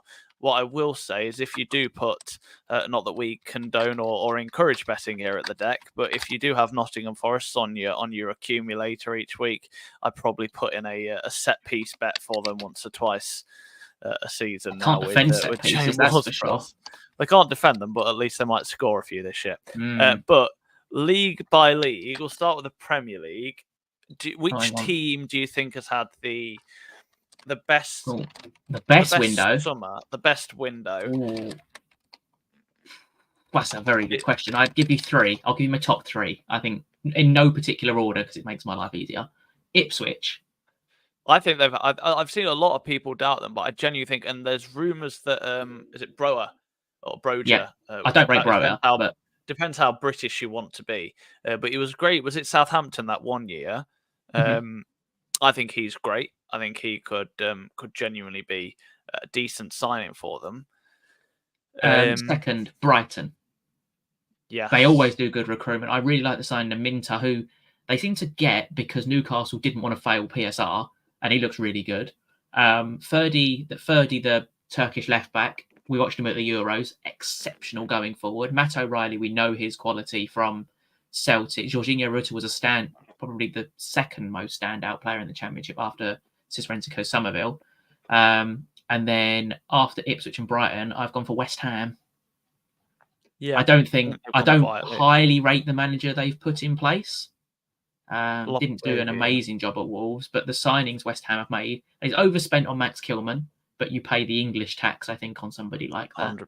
100%. Somerville is, once he gets up to speed, will be exciting. Fulkrug is a West Ham fan's dream. I've been to West Ham a number of times, and seems like a player who gets it. Yeah, he's a traditional number 9 who's in the box. Ball comes into him and he heads it. They love that. It's very important at a club like West Ham, which is. I feel like West Ham is more of I don't like. Again, this is purely just talking about the vibe that you get from them. But they're more like they just want a player who gets it. I mean, yeah. That's what's important. We see the relationship that some players get, and I feel like Fulkrug might blossom into that. One of the leagues that I feel like I know the least about the transfer, in the Championship, we've seen West Brom fan there. I think they've had a good season. One team that I think has had a decent signing, Stoke, a decent summer. I genuinely think Stoke. I mean, it might just be the scoreline they had in midweek. I think was it 5-0. That beat Middlesbrough, but I think that was a great deal. I mean, looking at the table at the minute, Sunderland, they seem to have gone about their business very, very tidily, especially with that manager that they bought in. Yeah, I think the problem for Sunderland now they've got is they lost Jack Clark as of last week. Yes, and to my knowledge, they haven't replaced him yet. And if they're going to replace him, I quite like the signing of Alan Brown. But other than that, they've not really done any business of note, shall we say, Sunderland. Well, their best manager might be the best signing might be Regis Labrie, the manager. So sometimes that's all you need. Looking at the table, I don't pretend to know a huge amount about Championship football. I just watch it because it's entertaining sometimes. But Cardiff and Millwall, they seem to not be doing very well at the minute. Two sides that you'd associate both of them with being top half teams. Not Millwall. Well, no. Millwall. I did watch a video that predicted Millwall to be in the automatic promotion spots this year, which might have just been the definition of coming up with a crap opinion for views and engagement, which I don't do, to be fair. Sometimes I just go off vibes. Luke saying Sheffield United, they've done some good business. Yeah, I'm just looking at it all. That seemed like perhaps a good point, but we'll have to wait and see. They've not spent a lot of money, but I didn't think they could. They obviously bought Harrison Burrows, who was excellent in League One last year. Michael Cooper's an excellent Championship goalkeeper. Kiefer Moore's an excellent Championship striker. And then it's all frees and loans. Yeah. Obviously with the wage, you can probably afford a higher quality of free play, I suppose. Yeah. But if you want an under the radar summer, Oxford United. Yeah. Do you think they've done enough to survive the drop this year? Yeah. If you go through, I'll go through all of Oxford. Peter Kioso, experienced champ. He may not be Championship standard, but experienced at Championship standard. Jack Curry joined them from Wimbledon, who's now obviously coming to Orient. El Mazzuni was, in my opinion, maybe a little bit biased, one of the best holding midfielders in League One last year, behind Arahan. I think you good answer. Yeah. Great answer. Louis Sibley, again, has played in the Championship before. Placetta's played at the Championship before. Jamie Cummings, a good Championship goalkeeper. The experience of Matt Phillips. The experience of Will Vaulks. Sariki Dembele's exciting winger if you get him going. And then Malcolm Ibui from Crystal Palace, another exciting winger. And I know that because of Football Manager. And they've not really lost anyone that makes you think, oh, they've got considerably weaker either. So I think Oxford United have had an extremely under the radar summer. Moving into to League One then, briefly, Luke saying that they've done enough to survive, definitely, but that will be mid-table side that can get a result. It'd be interesting to see if Oxford can stay up, because a lot of well, I don't particularly like them, because they I were don't quite like them, but they were quite gloated when they beat us. Well, when they beat us to that final playoff spot. So not a huge Oxford fan at the moment. But anyway, moving into to League One, I think for me, other than, I mean, if you're looking at the quality of player that sides have brought, quality of people that have been bought in, obviously you're looking at Birmingham. I mean, they've undoubtedly bought in the best quality of player, but that's because they've spent too much money. Stockport stand out for me again. I think they've done incredibly well. I think Stockport, in my opinion, have had the best. Forget Birmingham; they don't count. Stockport have had the best window in League One. They've recruited exceptionally well. Fiorini came in from Manchester City. He's obviously injured. The problem they've got at the moment is a load of injuries, so we've not actually seen all these new players together. Lewis Bate, exceptional for League One level. Ollie Norwood, how the hell they have managed to persuade Ollie Norwood, who made, I think, 27 Premier League appearances last year, to drop to League One. Excellent signing. Callum Conley, League One experience. Sam Hughes had loads of potential when he was at Leicester, came from Burn, League One experience. Jayden Fevrier, I really wanted us to get him, an explosive right winger, really talented. Corey Adai, one of the best goalkeepers in League Two last year, and he's 6'8". He's absolutely mahoosive. Jay Mingy from Colchester United, solid. Teo Adaramola from Palace, he obviously got booted by Lewis Travis in a pre-season friendly. But again, a good left back. Louis Barry, obviously, he's had his own goal of the season competition in the first opening games of League One with a chip and a volley. And we know what he brings. Michael Mellon scored goals for fun for Morecambe, has just come back from injury. And I still don't think we've seen the best of Stockport yet, and they've won all 3 games. We'll have to wait and see. Just a shout, because I think we both know this league better than any other, just because of the League One Lowdown. But is there a side that sticks out for you that haven't had a good season? I mean, we've seen that Jake Young looking at joining Stevenage, and Riamel, I think that's how you say it, Donovan reportedly joining Burton Albion. Again, those both not confirmed, but we'll let you know when they come through. Okay. We'll let you know when they come through. Go on, Sam. Is there anyone that sticks out? For me, Shrewsbury, but Shrewsbury have had a very weak one, I think, personally. Yeah, I'd say Shrewsbury. The copper is Reading, isn't it? But that's understandable because their owner's a twat. At the moment, I would say Barnsley before their 2 latest loan signings. I don't think anyone's had a shocking window, to be honest.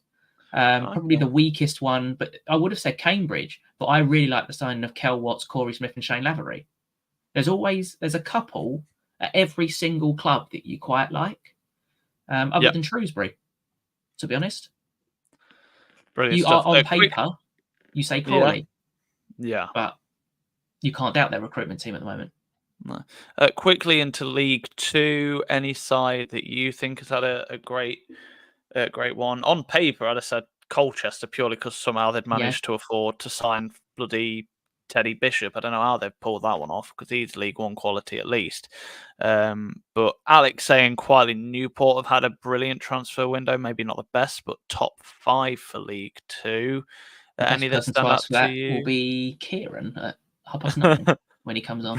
I don't know. I honestly don't know anything about Newport's transfers. I would have said Doncaster at the start, if you asked me at the start of the season. Joe Sabara, Harry Clifton, Brandon Fleming. Chose not Billy to sign. Sharp. Was it Hakeem Delican that chose not to sign? Interesting. Yeah, he's not gone back there. I can tell you the team that I think's had the weakest transfer in League Two. Accrington Stanley. Okay. Any reason? They've signed a lot of players who I don't think are any good. No, fair enough. That's just my honest opinion. Friend Rawson's okay for League Two level. Other than that, there's a lot of players from non-league. in there. Castillejo from on loan from Burnley might be okay. They signed Billy Krelling on loan from Everton today, but he's had so many loan spells away and has never fitted in anywhere. Port Vale obviously kept Darren Moore and were tipped by many to go up. Ian saying that Port Vale have had the best transfer window in League Two. Luke saying Gillingham. Gillingham have had a good window. Bradley Dack being obviously the standout there. Jack Nolan was a player I was really excited for when he was announcing he was leaving Accrington. I was like, we've got to get Jack Nolan, a goal-scoring winger. That never happened. Jacob Waitling as well has gone to Gillingham. Arguably, League Two teams have bloody better windows than most League One clubs here. I think what you will say, what I will say is you cannot say that Gillingham have done anything good until they put a roof on that stand. Scaffolding. MK Dons. Right. What we'll quickly do then is we'll go through the transfers that have been confirmed since 7:30, and then at 9 o'clock we'll be joined by a member of the Deck Network, H, who will go through. He'll join us on the line and go through Plymouth Argyle's ins and outs. If you're a Plymouth Argyle, stay tuned for that. We'll probably have a rush of transfers as well in the next 4 minutes. A lot of teasers going out on social media, including Swindon, which makes a certain Ryan Whelan very happy. But the signings that have been confirmed since we came on at 7:30, these according to the list that I have in front of me, so these probably not a substantial list at all. At 7:30, then we had Frankie Okoronkwo as loan to Salford was confirmed from Everton. Jack Curry as well joining Leyton Orient from Oxford on loan. Roko Simic joining Cardiff for an undisclosed fee from Red Bull Salzburg. Delugo Offia has joined Blackpool on loan from Brighton. Caleb Taylor has joined Wickham on loan from West Brom. Lewis Shipley has joined Norwich on loan. Has joined Cheltenham on loan from Norwich, and Nat Phillips has joined Derby on loan from Liverpool. Justin Obikwu has joined Grimsby on loan from Coventry. Ruben Egan has joined Tranmere from a funny team called Unattached. I don't know if you've heard of them, Sam. A lot of players at the moment unattached, I think. A lot of players looking for clubs. Quite a few. Todd Cantwell has joined Blackburn for an undisclosed fee from Rangers. And one that I think we've missed has been Tom Cannon. He has joined Stoke from Leicester. He's a weird one, isn't he? Do you think? Go on. Yeah, he's never set the world alight anywhere he's been. And is he what Stoke need? I don't think so. I don't highly rate him. I think as many people do. I think he's got quality, but has he had a fair chance to probably show it? Probably not. Chris O'Brien. Is it Chris O'Brien or Chris O'Brien saying Caleb Taylor to Wickham, a fantastic sign of them. We often talk about Wickham as if they're just like a team that aren't doing much. They feel like quite a, what's it called, a very middling side in the league. Do you think that adds a bit of firepower? I didn't hear that bit. I read something. There's a transfer going on. Ipswich Town, again. Close to an agreement to sign Reece Nelson on loan from Arsenal. Deal. Your thoughts on that? The only thing with Ipswich at the moment is I don't know if they're going down the Forest route. They're just signing everyone. Do they really need a Reece Nelson when you've got Hutchinson, Wes Burns, Ogbene that can all play on the right-hand side? Probably not. You've got Jack Clark, you've got Broadhead, and you've got one other that can play on the left-hand side. You've got Chaplin, and you've got George Hurst, you've got Liam Delap, you've got Sammy Schmodix that can all play in the 10 and the 9 positions. Do they really need another attacking player? I'd argue they'd probably need another centre-half. I think Calvin Phillips is an excellent signing, but I think they centre-half short. Right, so hopefully we will be getting H on soon. But looking at the deals that are yet to happen, I think the big one that is yet to be confirmed is Ivan Toney. That one still not confirmed. Raheem Sterling looks like he might be joining Arsenal. That feels like one of the weird ones that might happen. Jay Stansfield from Fulham to Birmingham is the big League One. Looks like the big one looks like the big one, I suppose, just in general, doesn't it? I feel It is At the very moment, weird yeah. in the EFL anyway.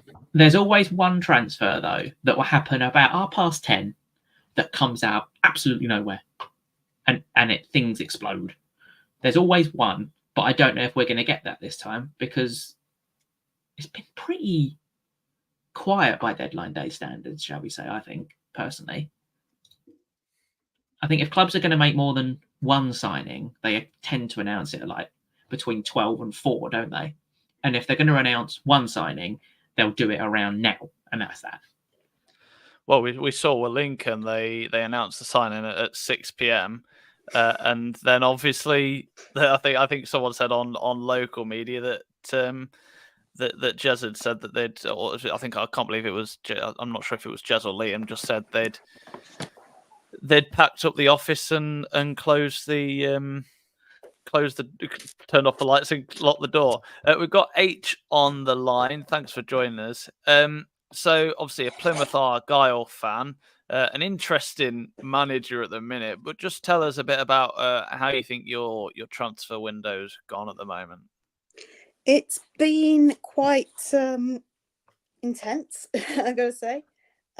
We've had one of our best players leave, one of our other best players going right up to the line, and only confirmed as not leaving about a couple of hours ago. But other than that, we've had a couple of we've had a fair few loans in, mostly loans. We've only bought a couple of players, and a few loans out. So I'll go quickly through the list. So we had outgoings. We had Michael Miller to Huddersfield, and then Tyreek Wright left us for Bradford on loan.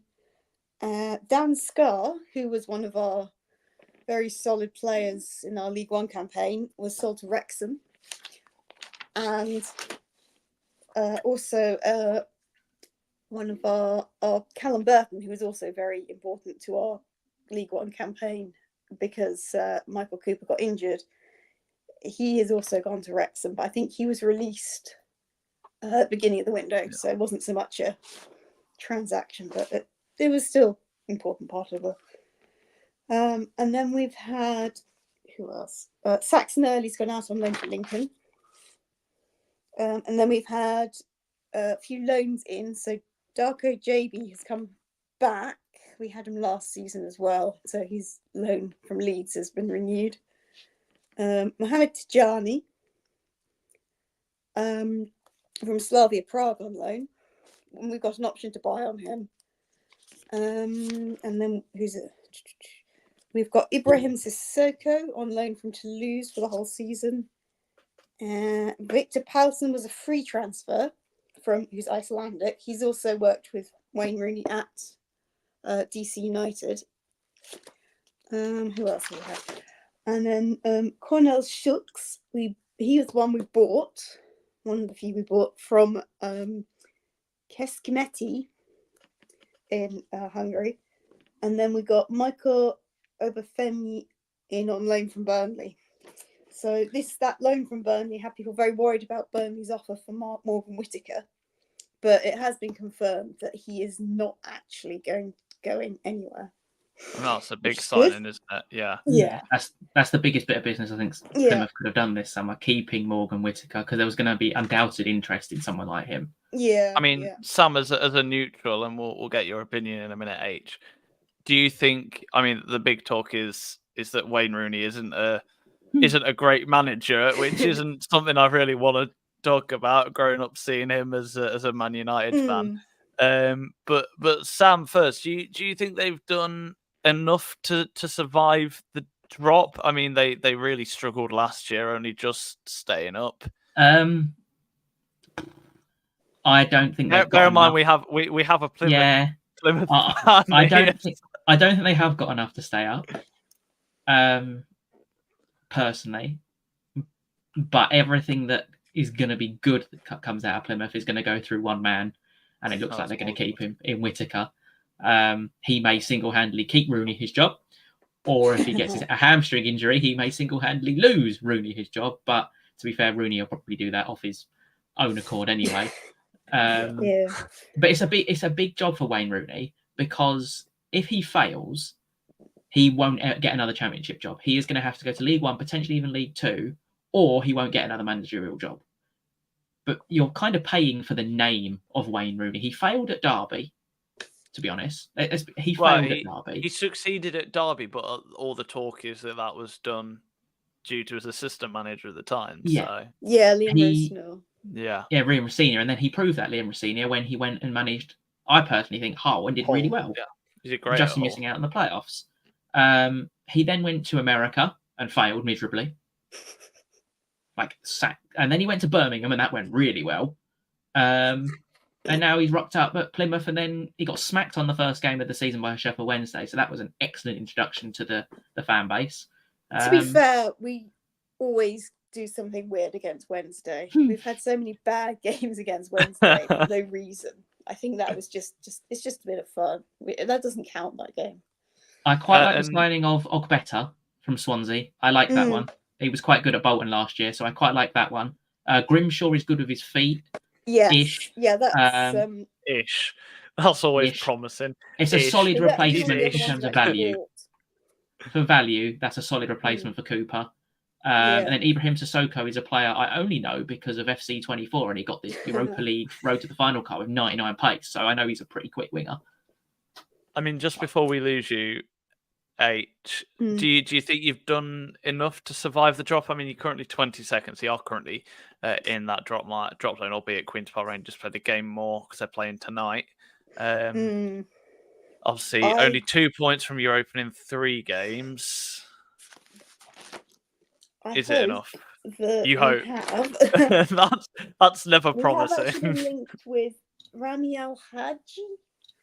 Yeah. Somewhere, which sounds like if we do get him over the line, I think he'd be good. He's going to help us a lot. But then we've also been linked with, well, there was Michael Baidu, but I think that got squashed. And then we've still been linked with Joe Gelhart, who were linked with it in January. And then the very old one was Revel Morrison. Rooney would probably manage to get the best out of him. That genuinely wouldn't surprise me if that happened. At all. It wouldn't surprise me. But yeah, I think losing Michael Cooper, I'd rather he stayed, but obviously if he's going to stay and not be happy, that's not good either. And we don't make any money off him. But now, the way that we've done it, we do actually get some money off him, and he gets the possibility of being promoted into the Premier League, which is good for him. He was linked with Palace, obviously, who are in the Premier League, but I guess he probably wouldn't have been number 1. And he probably wants to be number 1, which is fair enough. But I think Dan Grimshaw, I think everyone was very impressed with his game, the League Cup game against Watford. Despite the score, he did actually play very well. He didn't let it get him down, that he conceded quite early. He made plenty of decent saves over the rest of the game. So I think he's not obviously he's not as good as Cooper, but he's a good backup number 2 keeper for Connor Hazard. That's a really unfortunate name, isn't it? Hazard. That's unfortunate. Go on, yes or no, will Plymouth survive the drop? I want to say yes, we will, obviously. You want to say yes, you will? Obviously, I want you to need say yes. to say... I don't know. Who knows? Maybe someone else will implode horribly. Oh, for Plymouth's sake, let's hope so. Brilliant stuff. Thank you for joining us, H. What we'll do now is we'll go through the confirmed signings, and we're joined by Aaron again for another 5-10 minutes. One thing before you do. I know we've got a West Brom fan in here. Mason Holgate is now in talks with West Brom over a loan move, according to Peter O'Rourke. Oh dear. Right, let's go through some confirmed signings now. Thank you, H, for joining us. Some confirmed signings since we were just having a chat. We know 9 p.m. tends to be quite a busy time.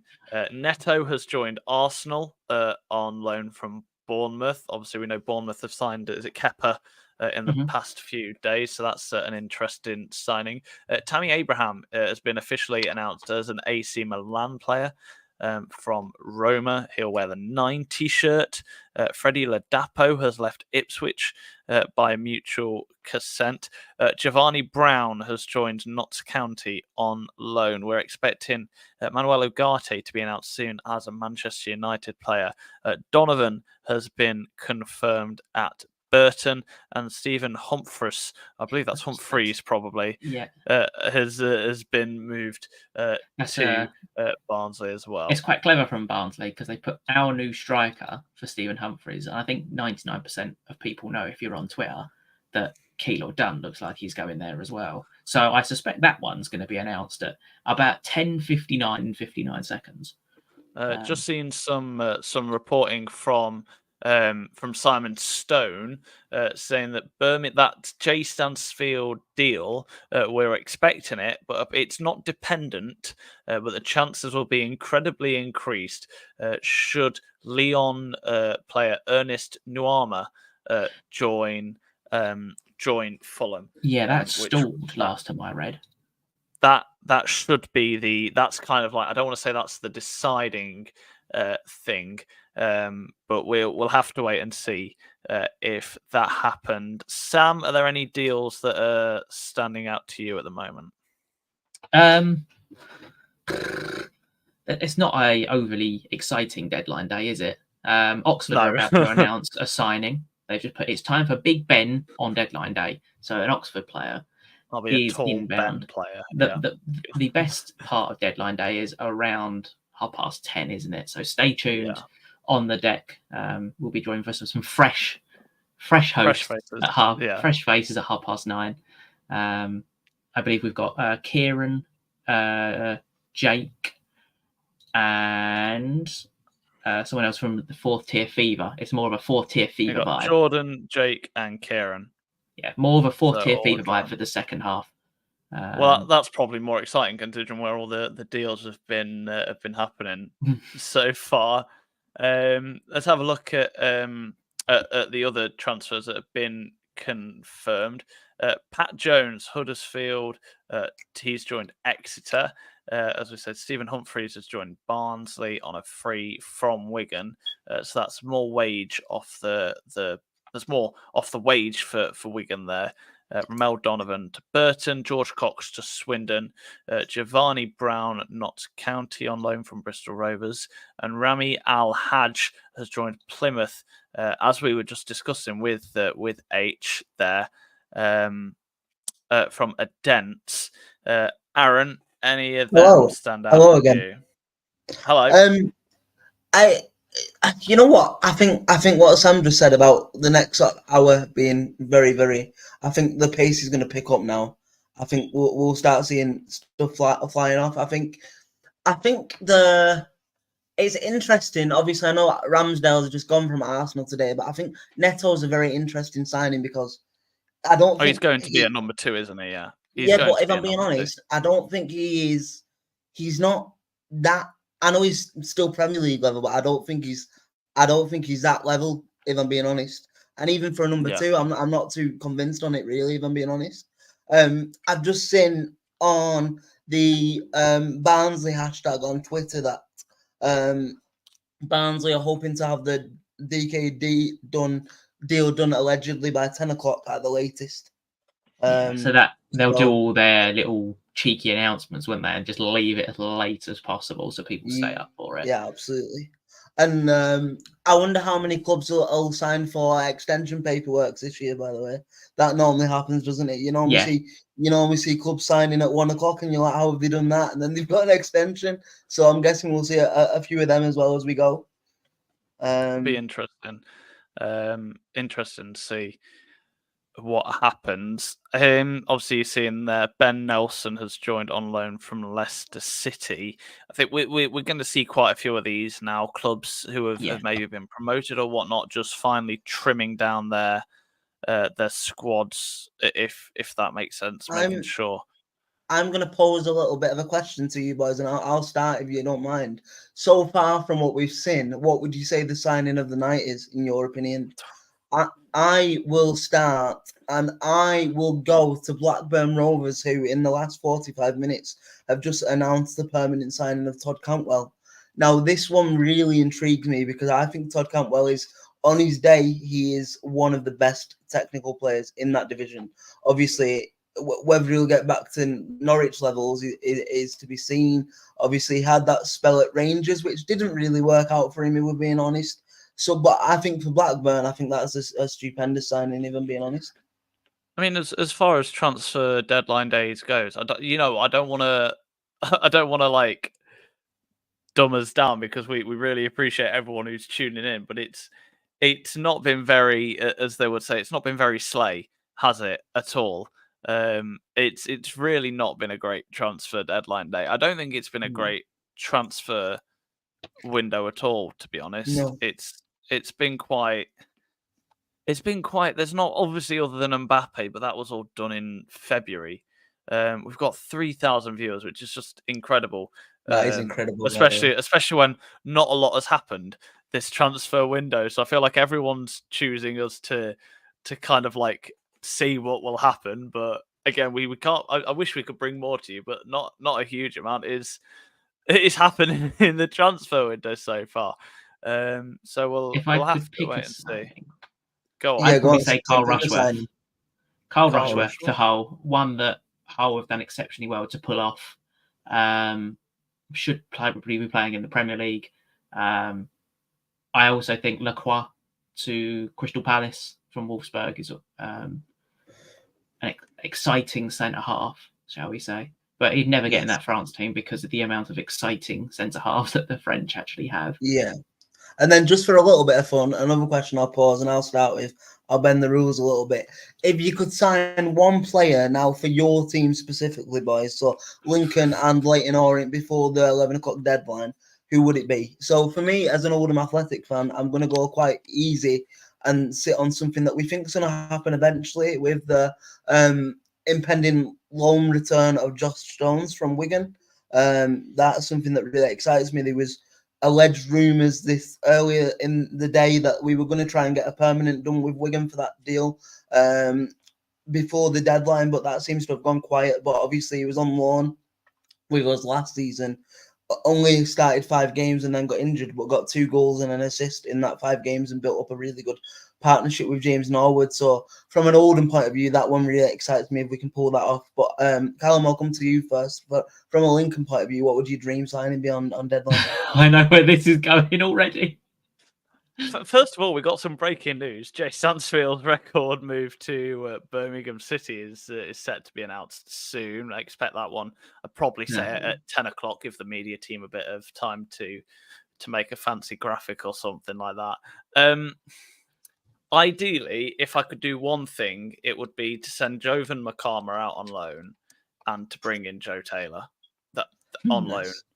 But that like it wouldn't be for the full season; it'd be for 12 months. I would love to see McCarmer get some regular game time. Thanks, Ian. Yes, you've guessed spot on there. Are you trying to say Callum's really that predictable, Ian? Is that what you're saying? I'm not saying he brought us many happy memories last year, but I think I'm trying to justify it by just saying I think McCarmer needs regular game time where he can properly develop. I feel like League One's still a bit out of his comfort zone, and I'd love to see just purely Joe Taylor. That would purely get us through to Tyler Walker, hopefully not breaking his ankle again. And McCarmer being a bit more League One ready, but with being predictable, Joe Taylor. Sam, before we say goodbye to Aaron and before we start wrapping up, before we get our new hosts, Sam, who would you pick as your dream signing? I've got to be sensible here because we obviously have no money and they've got to be a free transfer. Joe Taylor? No, we can't have any more loans. We've got 6 already. We can't have any more. I'm going to give you 2. Adam Reach, Ooh. experienced winger, can play on the left, can probably play on the right if you need him to. So Adam Reach is one. And then the other one is Marcus Brown, who left Oxford United. He has had injury troubles, but technically on the ball can produce a little bit of magic. So if I had to pick, or as we've been linked with this evening, Josh Anoma, but he hasn't played for over a year, which is my concern with him. So that's why we need a winger. Marcus Brown, Adam Reach would be the two. If Nice. we had some money. Perfect. And just before I go, I just wanted to give you two credit because obviously this is our first live stream, and to comfortably deal with 3,000 eyes in the way you two have done so professionally tonight deserves a lot of credit. So well done, boys. Your shift is nearly over. I'm going to pop backstage again, ready for the changeover, but I just wanted to say that we're all very proud of you and you've done great. I should say it's a lot easier when those 3,000 viewers are just a little webcam on your laptop. So, but no, thank you so much. Brilliant stuff. Thank you, Aaron. We'll see you very shortly. No problem. Oh, so we're nearly done, Sam. Just about 9 minutes left of our shift. We'll have some new hosts coming up very soon, as you see scrolling across the bottom there. Tammy Abraham has joined AC Milan on loan. Ooh. Yes, that was an interesting one. He's kind of just disappeared. I don't get why we didn't take him to the Euros, but I think he didn't do much last year, and he just came back from a ACL injury as well. Liverpool winger Doak has completed a Borough medical. Plymouth have confirmed the signing of El Hadj, and Tammy Abraham has joined AC Milan on loan, as we've been hearing. Eddie Nketiah to Palace looks like it's done. That looks like it's happening. I don't know. I mean, we were kind of waiting for this whole transfer window to just explode at some point, and it's just not at all. I don't think. I'll keep those now 1-1 as well. Oh, it's 1-1. Well, do you know who they should bring on? Go on. Guess who they should bring on? Do you know who they need a goal? Do you know who to bring on when you need a goal? Oh, I know. Your mate, Joe Taylor. Do you know what? I don't get starstruck around many people. But I'd love to meet. Oh, is it? Oh dear. Well, do you know we'll get you a goal when you need it? Joe Taylor? Joe Taylor.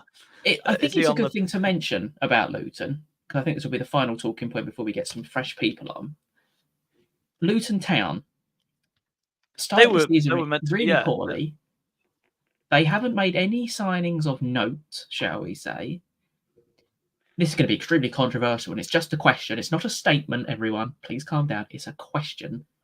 Could Luton Town do back-to-back relegations? I don't think back-to-back. I don't think they're going to get relegated. No, I don't think they will. But I do think they've currently got that bit of a hangover. But we'll have to wait and see. But yeah. Go on, Sam. We've got 5 minutes to just natter away. What would you say? Say the board. Yep, thank you. Whoever's in control of the Vidi printer at the bottom there has really understood the assignment there. Brilliant stuff. Yep, that's great. If you could not rant, but if you could talk to the Leyton Orient board, what would you say to them? Set up a GoFundMe, first of all. Let Orient fans pump whatever they want into it, and then use the money in January. And please buy a permanent goalkeeper, number one. Please get an experienced winger as number two. Please give Richie Wellens whatever he wants, because he will get us promoted if he stays. And I really hope he does stay, but I don't think he will from next season. We can all pray, though. And I'd probably like, being greedy, I'd love another centre-half. Being very greedy. But we're hearing that we're expecting that Manuel Ugarte deal, which feels like it's been rumoured for the past year or so. That is rumoured to be announced at 9:30. But again, we'll let you know when they are confirmed. Apparently, they're saying goodbye. And Man United have teased the signing. I think Ugarte himself has teased the signing plenty of times. So I think, Sam. I think, as well as the Ugarte deal, the only there's probably 3 other transfers that I reckon might get done that will be big this evening. One will be Jadon Sancho to Chelsea. Yeah. One will be Raheem Sterling to Arsenal. Yeah. And the other one, which nobody seems to know what's actually going on, is Osimhen.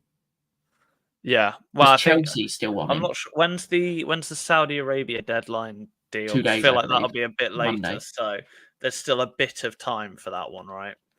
Yeah. And the final thing I want to ask you, Go on. did you see what Tottenham did earlier? Go on.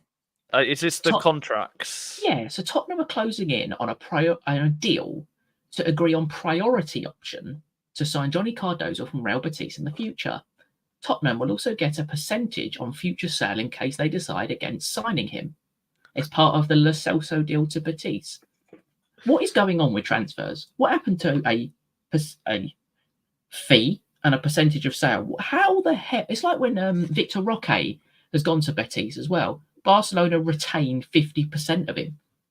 Ew, it's all I don't understand what's going on.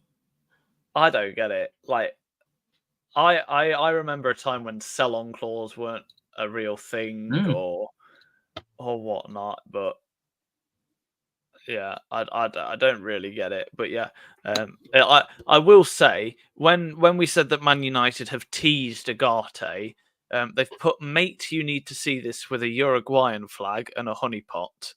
I mean, I think that's pretty self-explanatory. Then, isn't it? This is when they announced Darwin Núñez on loan for the season.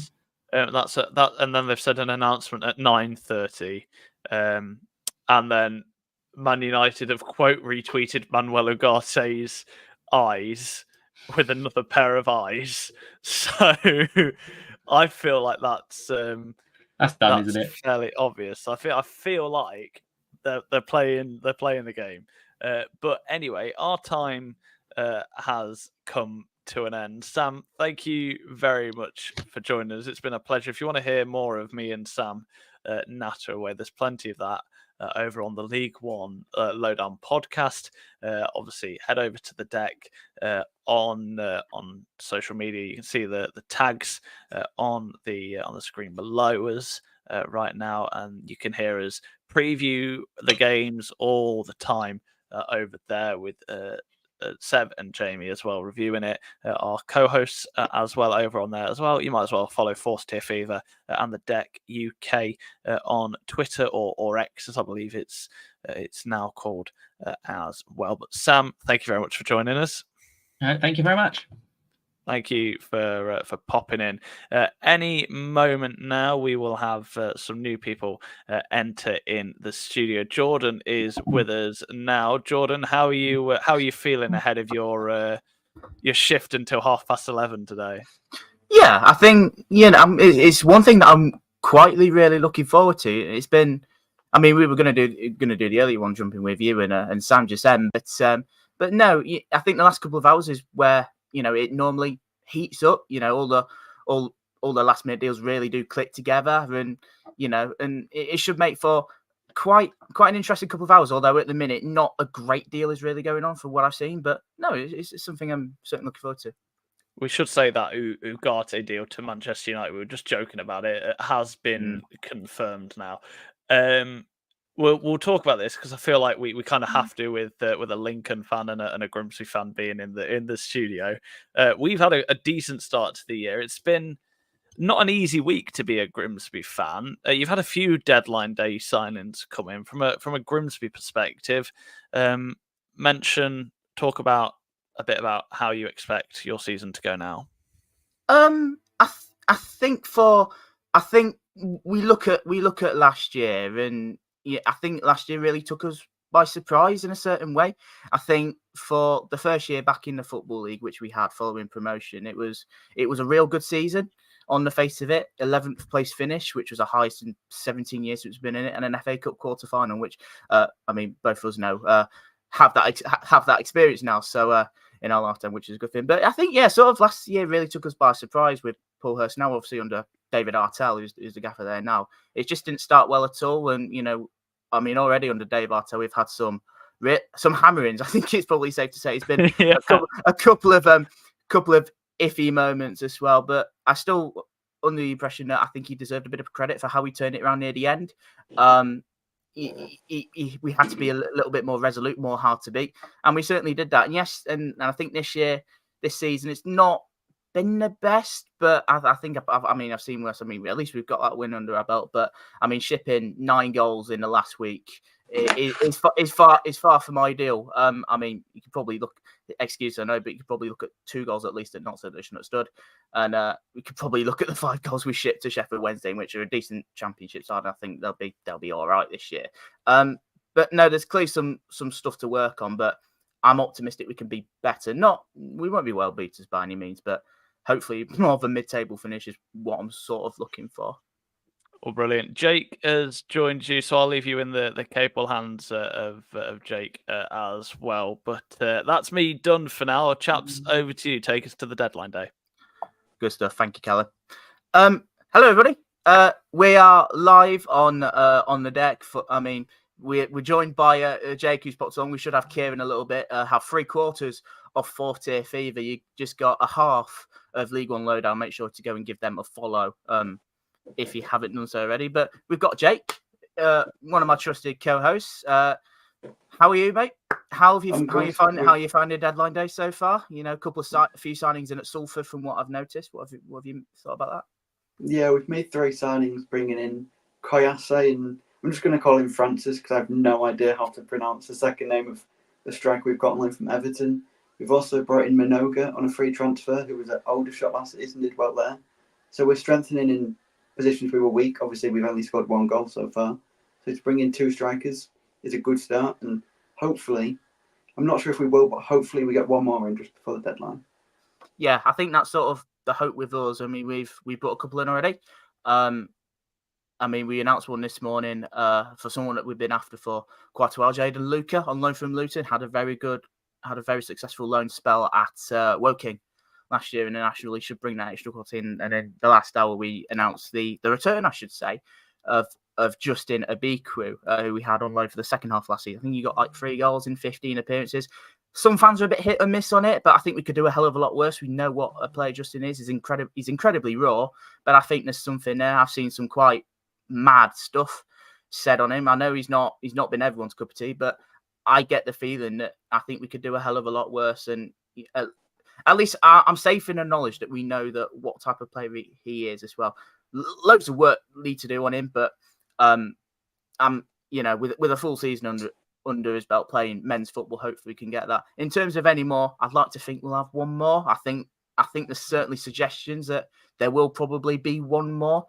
I just hope it's at number 6. I've been calling it for a while in the especially the last couple of weeks or so. But I think it's really important we get that with the amount of goals that we're shipping and how easy we are to play through. I suspect it'll probably be another loan. I mean, if it's not, then if it's someone that's got a little bit more experience, and great. But that's just what I expect us there. And early time will tell whether we've properly addressed the problems there. So that's that. We'll move up. Well, obviously we'll keep an eye. We do have Kieran coming in shortly, so we'll get his thoughts on that. We'd love to get obviously your thoughts as well. It'll be greatly appreciated. Just some news that's coming in as well. Festi Ebisele is signed for Watford. Looking at that, is a player that I remember from Derby actually. He was coming through there at the time. He had a spell in Italy for, I believe. But I mean, Jake, we know that deadline day is always a busy day. I think probably a little bit quieter this year, but I just think as a whole, what have you sort of made on it so far today? Yeah, it's been really good. Lots of deals, obviously, as you'd expect. And one thing that's really interesting is the whole Jake Young saga, because MK Dons have just signed Sonny Finch on loan from Middlesbrough, which means Stevenage, Derby and Fleetwood were the 3 that were rumoured with Jake Young, and they've all signed different strikers. So it looks like he's going to stay at Bradford, which is such a surprise to what was happening last week. That Jake Young deal is quite something, because it's a bit like sort of the similar with the Joe Taylor saga. I think one with Jake Young, I think especially in the past few weeks has really picked up. So there's been interest all summer, but I'm not sure if Bradford were going to keep him. The clubs there. We had Fleetwood come in. Then there was rumours that he was off to Stevenage and he probably staying at Bradford. I don't know. It's still very much up in the air, that one. But for what it looks like Stevenage are going to win that race. So it'd be nice to see him re-partner with Dan Kemp again, who we know that had a very good time at Swindon together. And there as well, it's understood that negotiations are ongoing for that one. But I think it's an interesting one to call that. I mean, we look at some of the main transfers. I just think, just in particular, there is a Colchester signing inbound, so we'll keep up to date with that. Whoever that is, I mean, Colchester are a side who I think have done excellent business. I think quite a lot of people think the same.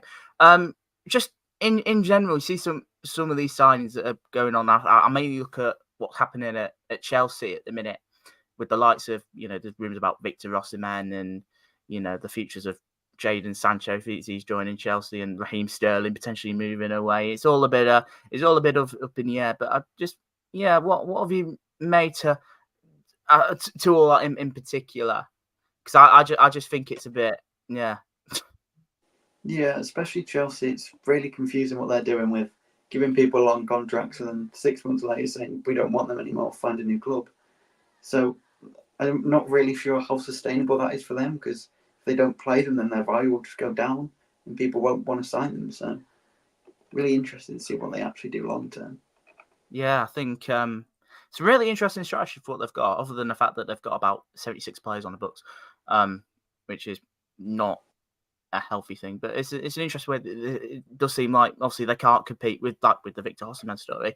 They can't really compete with some from Saudi Arabia with their budget. They're trying to shorten the wage bill, which is on their part a good thing. But it's just sort of put aside.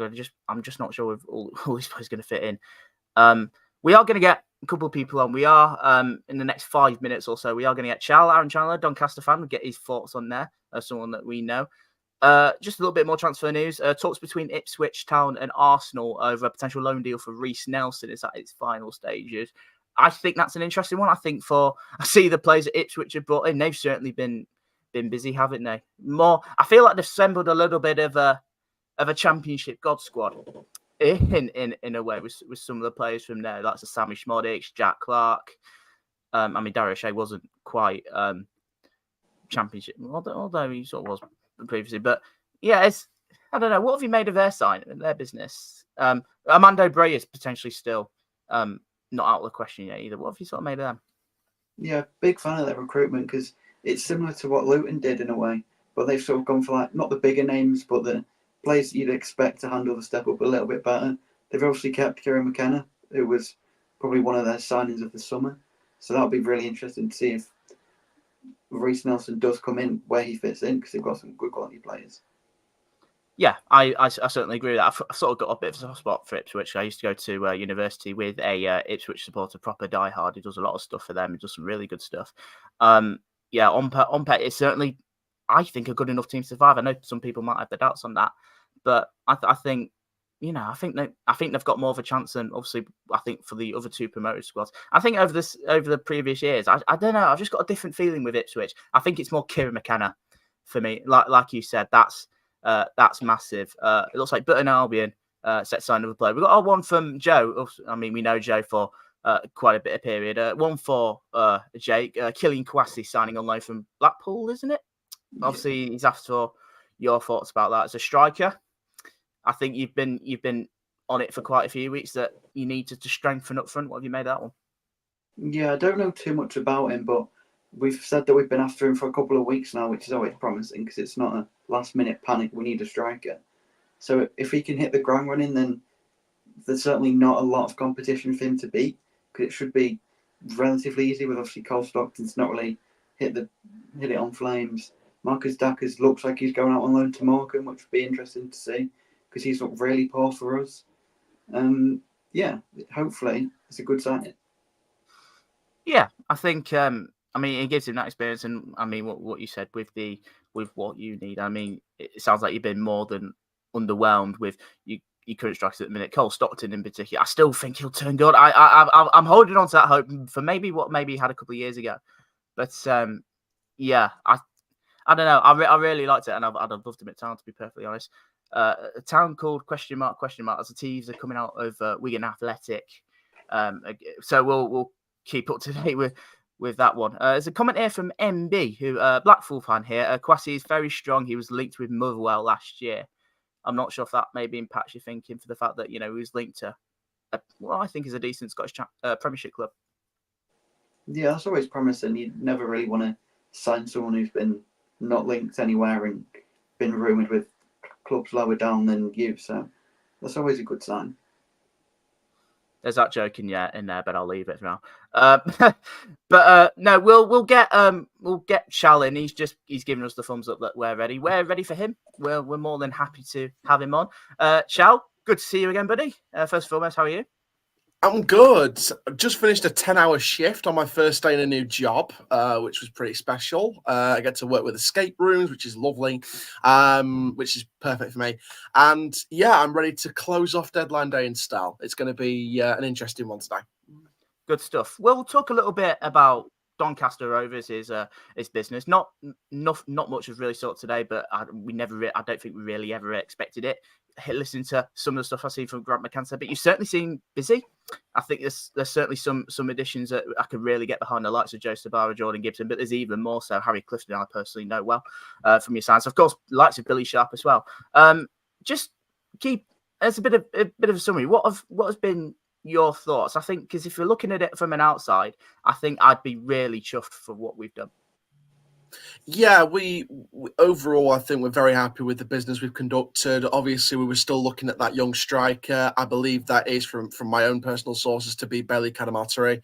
He has now gone to Lincoln City, as we already know. So there were other names that I'd been hearing, and there's a few names being chucked my way. Tyrese John Jules, Dwight Gale, Tyrell Sellers-Fleming on loan from Hull.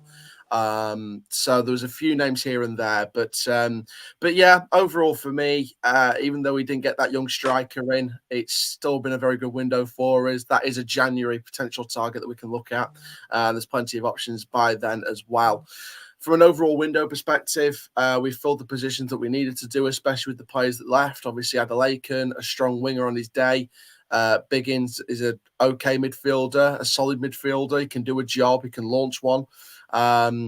Obviously, other experienced players, Biamu up front, obviously being replaced by Billy Sharp, assumably. So, again, that's good to see.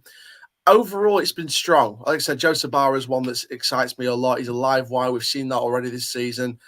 Billy Sharp knows exactly where the net is. But yeah, for me, we've had a decent window. I'd give it 8 out of 10. And there might be a couple little bits to do in January. We've got rid of a few other people as well. We've loaned out Louis Jones. I think his time at the club's done. And it's quite sad, to be honest, because I think some fans criticised him more than he should have done. And I think the defence were more at fault than Louis Jones was half the time. I still think he's an okay keeper. So for me, but he's made some mistakes at Waterford already, and I'm sure he's regretting them already. So yeah, he's gone on loan, might not come back in a Rovers shirt. Lawler, again, he's still here. I think he was rumoured to be one of the ones getting loaned out, but he's still here now. And obviously he'll be our number 2 or competing for number 1 this season with Teddy.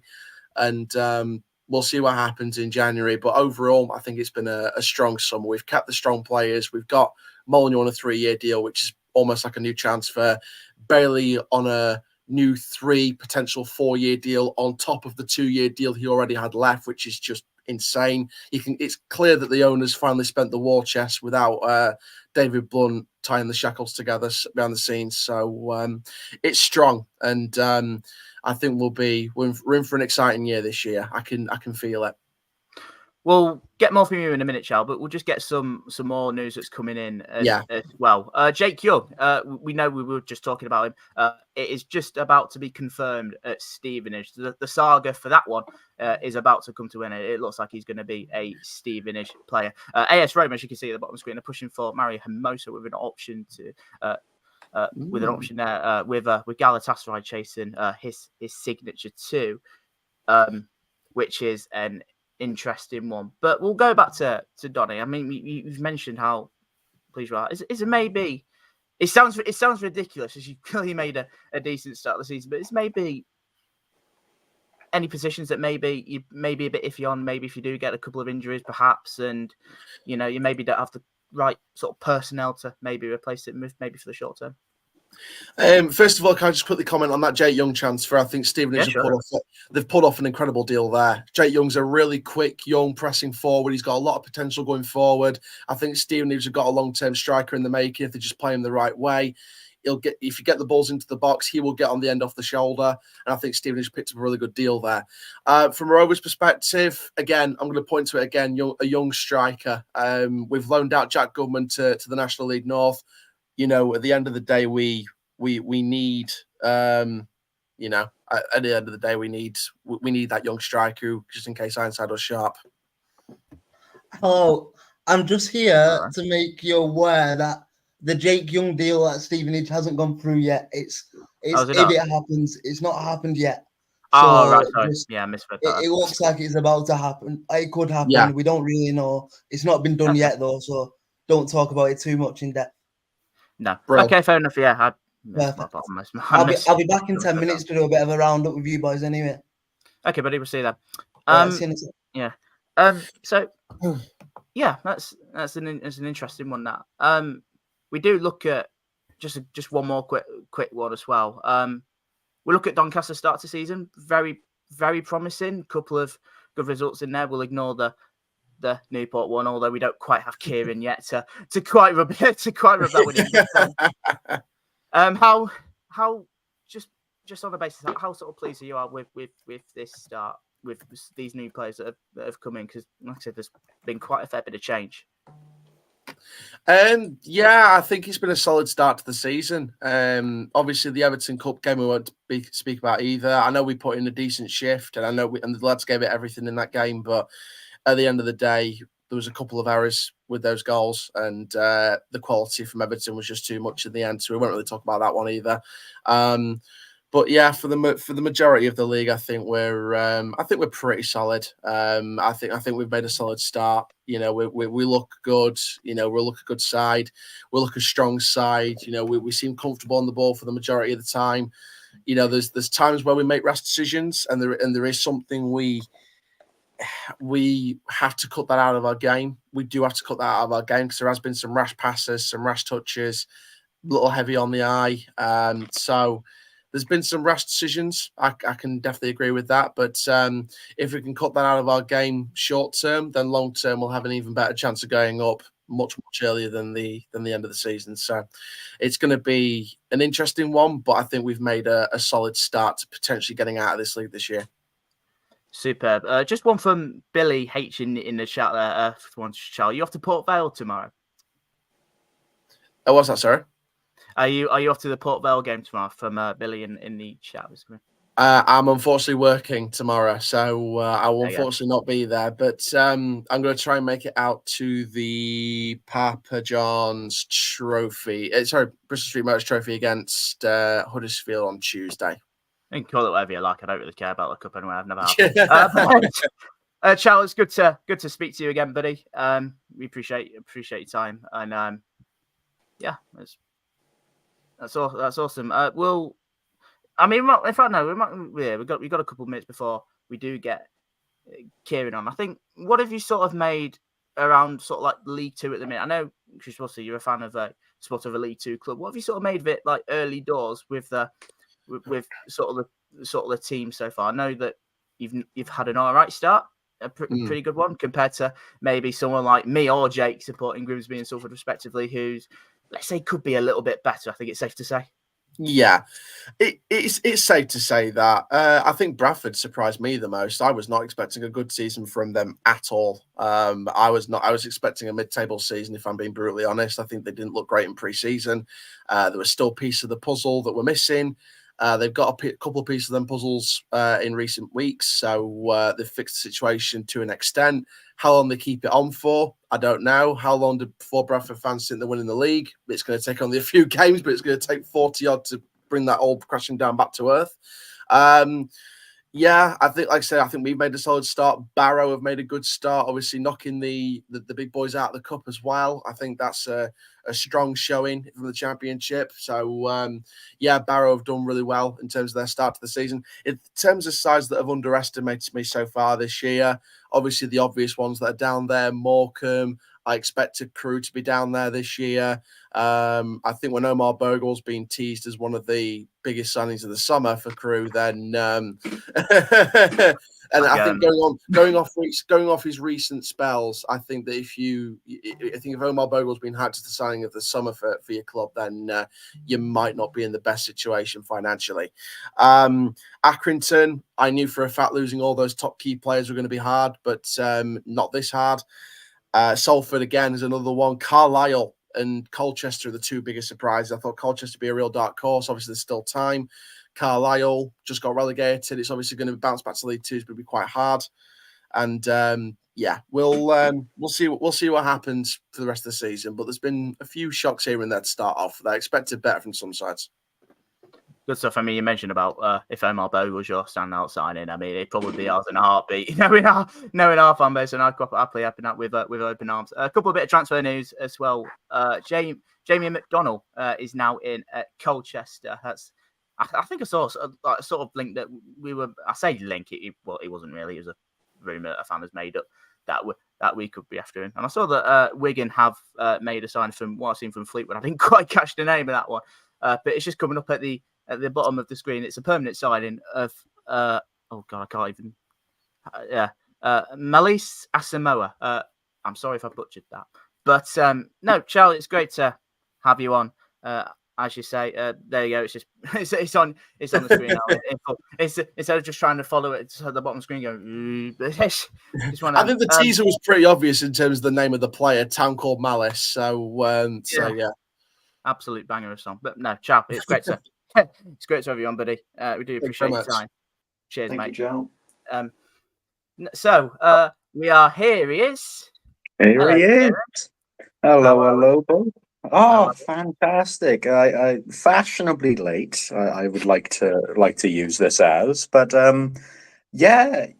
I'm currently refreshing the League Two page because they're doing quite nice with just reposting all the signings, and there's a lot going on, isn't there? There's a lot going on in League Two and just the EFL at the minute. There is as well, isn't there? We did.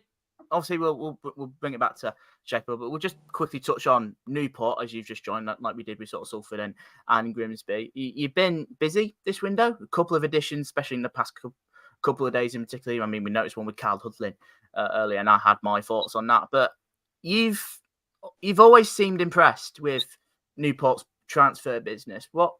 As we sort of edge towards the end of the window, what did you sort of make of it now? Has your position on that sort of changed or not? No, the position hasn't changed. I'm really pleased with it. I understand from a kind of neutral fan. If you look into our business, it's a lot of inexperienced players, but or a lot of young players as well. So I'd understand the potentially poor reception of that, especially with some of the players that we lost during the summer. But no, I'll be fair. I'm really, really pleased with it. I don't know whether we're going to make any more business before the window shuts. I don't really think we need to. If I was to be really picky, I'd like a left-footed centre-back just for cover. But I cannot complain. I think we've had an absolutely brilliant window, and I think it's starting to show on the pitch as well. Yeah, we'll touch a little bit more in a minute. As you can see from the bottom of the screen as well, some more transfer news. Harrogate are reportedly set to land Swindon striker Paul Glatzel, which is another interesting one there. Add to their striking options. You've got a message on the screen there from Alex the Oracle. Hiya, Kieran. Just it's a I like that. Hello, Alex. I hope we're all well, and I'm not sure. Feel free to give a comment on whether you think we should make any more business. I personally don't think we need anything, but there we are.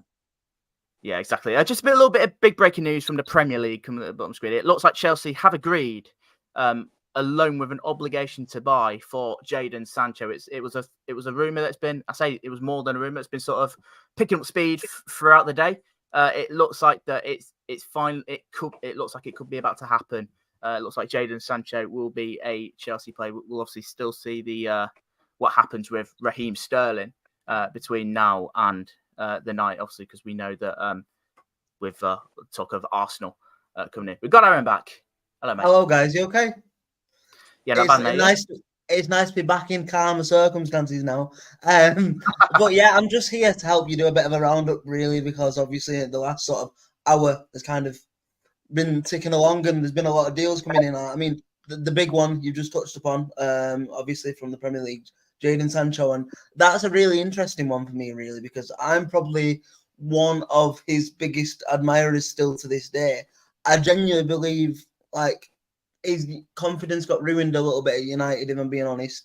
And then we seen how good he was in that little short spell at Borussia Dortmund. So I just feel like Sancho's one of them players that needs to find a settled home, and he'll flourish again. You know, and I wonder whether that will be South London. Obviously, you know, he's a South London lad, so I think that's a really interesting one. But then, obviously, probably the biggest deal in the EFL to me tonight is probably Jay Stansfield, who looks like the £10 million deal to Birmingham City is edging ever closer. It's just a case of whether they can get that done. I mean, I was talking with Callum and Sam earlier on in the first half, and we were saying the money that's getting thrown about in football is ridiculous, right? But like, if you look at, like, basically, we said something that this deal is practically the same in projections as like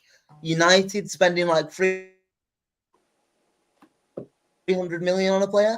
That's how like the finances add up with League One and Premier League. It's crazy, really, isn't it? And I've seen lots of like rival fans saying that, like, how the hell are we supposed to compete? And it's fair, really, isn't it? Because Birmingham are just making League One super team at this point. You know, I just wondered what you guys thought of that, really, because it's obviously a massive move for League One. I'll kick things off. I'll be honest, I thought the numbers were wrong when I first saw that message. I think it was John Percy that I saw first broke that. In and around the region of 10 million quid for League One. It's an obscure amount of money. I've not seen.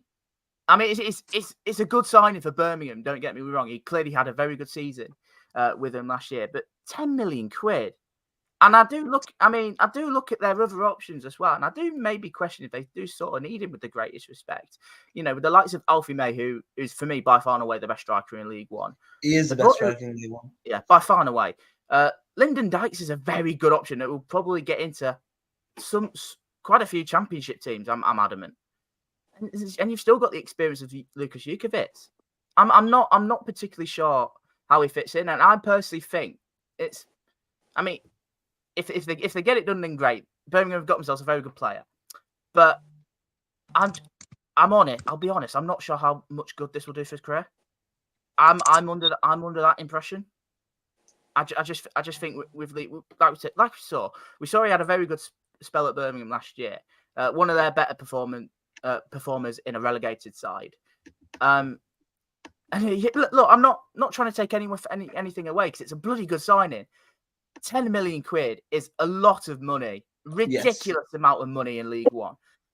And I mean, I'm sort of a little bit old school. For me, it just feels like a little bit of the game's gone sort of signing. That's what I felt with that. But I'm not distributing the fact that it's a good signing, because it clearly is. I'm just really not sure. I'm not sure what you ever think of that. It's a bizarre one, isn't it? You look at how much Birmingham have spent this window, isn't it? In the regions of, if you include the Stansfield deal, if it goes through, isn't it in the regions of 30 million? That's insane for League One. You know, like Premier League teams, like a year or so back, would spend that money on, you know, like a marquee signing.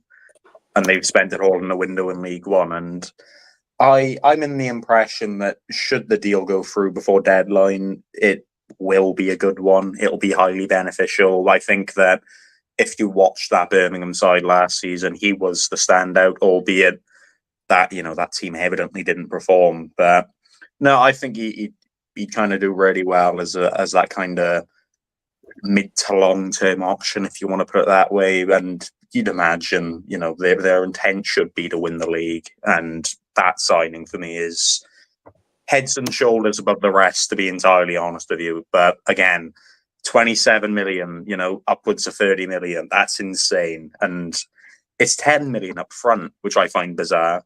We don't know if there's any add-ons either that might increase that fee in the future. So it's bizarre, but at the end of the day, I suppose if you're a team that wants to progress as a project and you want to, be looking at getting it straight back up to the championship, stabilizing and building on it, I guess you kind of have to spend that money, especially if you've got it in the pocket. Yeah.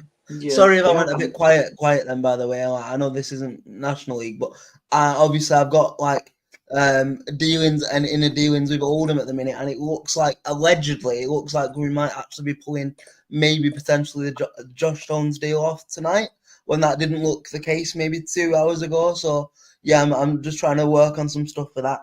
But I agree. I agree. I mean, I think the money side of football is getting crazy to the point of, I think it's just going to get worse from this point as well. Well, not what, I don't know whether worse is the right saying, but it's just going to get bigger and bigger, isn't it? I think the gap, and look, it's exciting for Birmingham, definitely. And look, I think now the thing is, it probably puts a lot more internal pressure, because anything but walking that league now, in my opinion, is a failure. So yeah, I agree. And when I mean walking it, I would at least expect maybe a 5-6 point gap at the very least, if I'm being honest. And if they get autos, yes, they'll go up, of course, and maybe Birmingham fans won't be bothered. But I think externally, and probably the pressure that they put on internally, I think that will be seen as a little bit of a disappointment, really, where they're at now. Yeah, I agree. They have to do, with the money they've spent, with the squad that they've got at that level, they have to do more than win the league. Like I said, that they've got to win. They've got to win the league. John, I don't think you can do more than win the league, to be fair. But no, you can't. But for Birmingham, for the squad with the squad that they have, they've got to do that and then some. It's just too ridiculous to not. Yeah, I'm just having a look at. I'm constantly refreshing every single tab I've got up currently. So there is a striker from Olympic Lyonnais about to sign for Fulham. I'm not going to try and pronounce his name, boys. I don't know whether you want to look at it and have a go, but I don't want to offend anyone. His first name is Ernest, but I'm not sure how you pronounce the second name. But that has got the good old kiss of death from Fabrizio Romano, and we've got here we go on that. So yeah, that's going to be completed soon, you would imagine. Yeah, I'll try and find it. I'll have a look. There's some other bizarre signings. If you want to just very quickly go over them, you've got Sonny Finch, who's now moved to MK Dons. That was confirmed half hour ago. You've got George Cox. I don't know how much we've talked about the things that have happened in the last hour or so, but he's went to Swindon.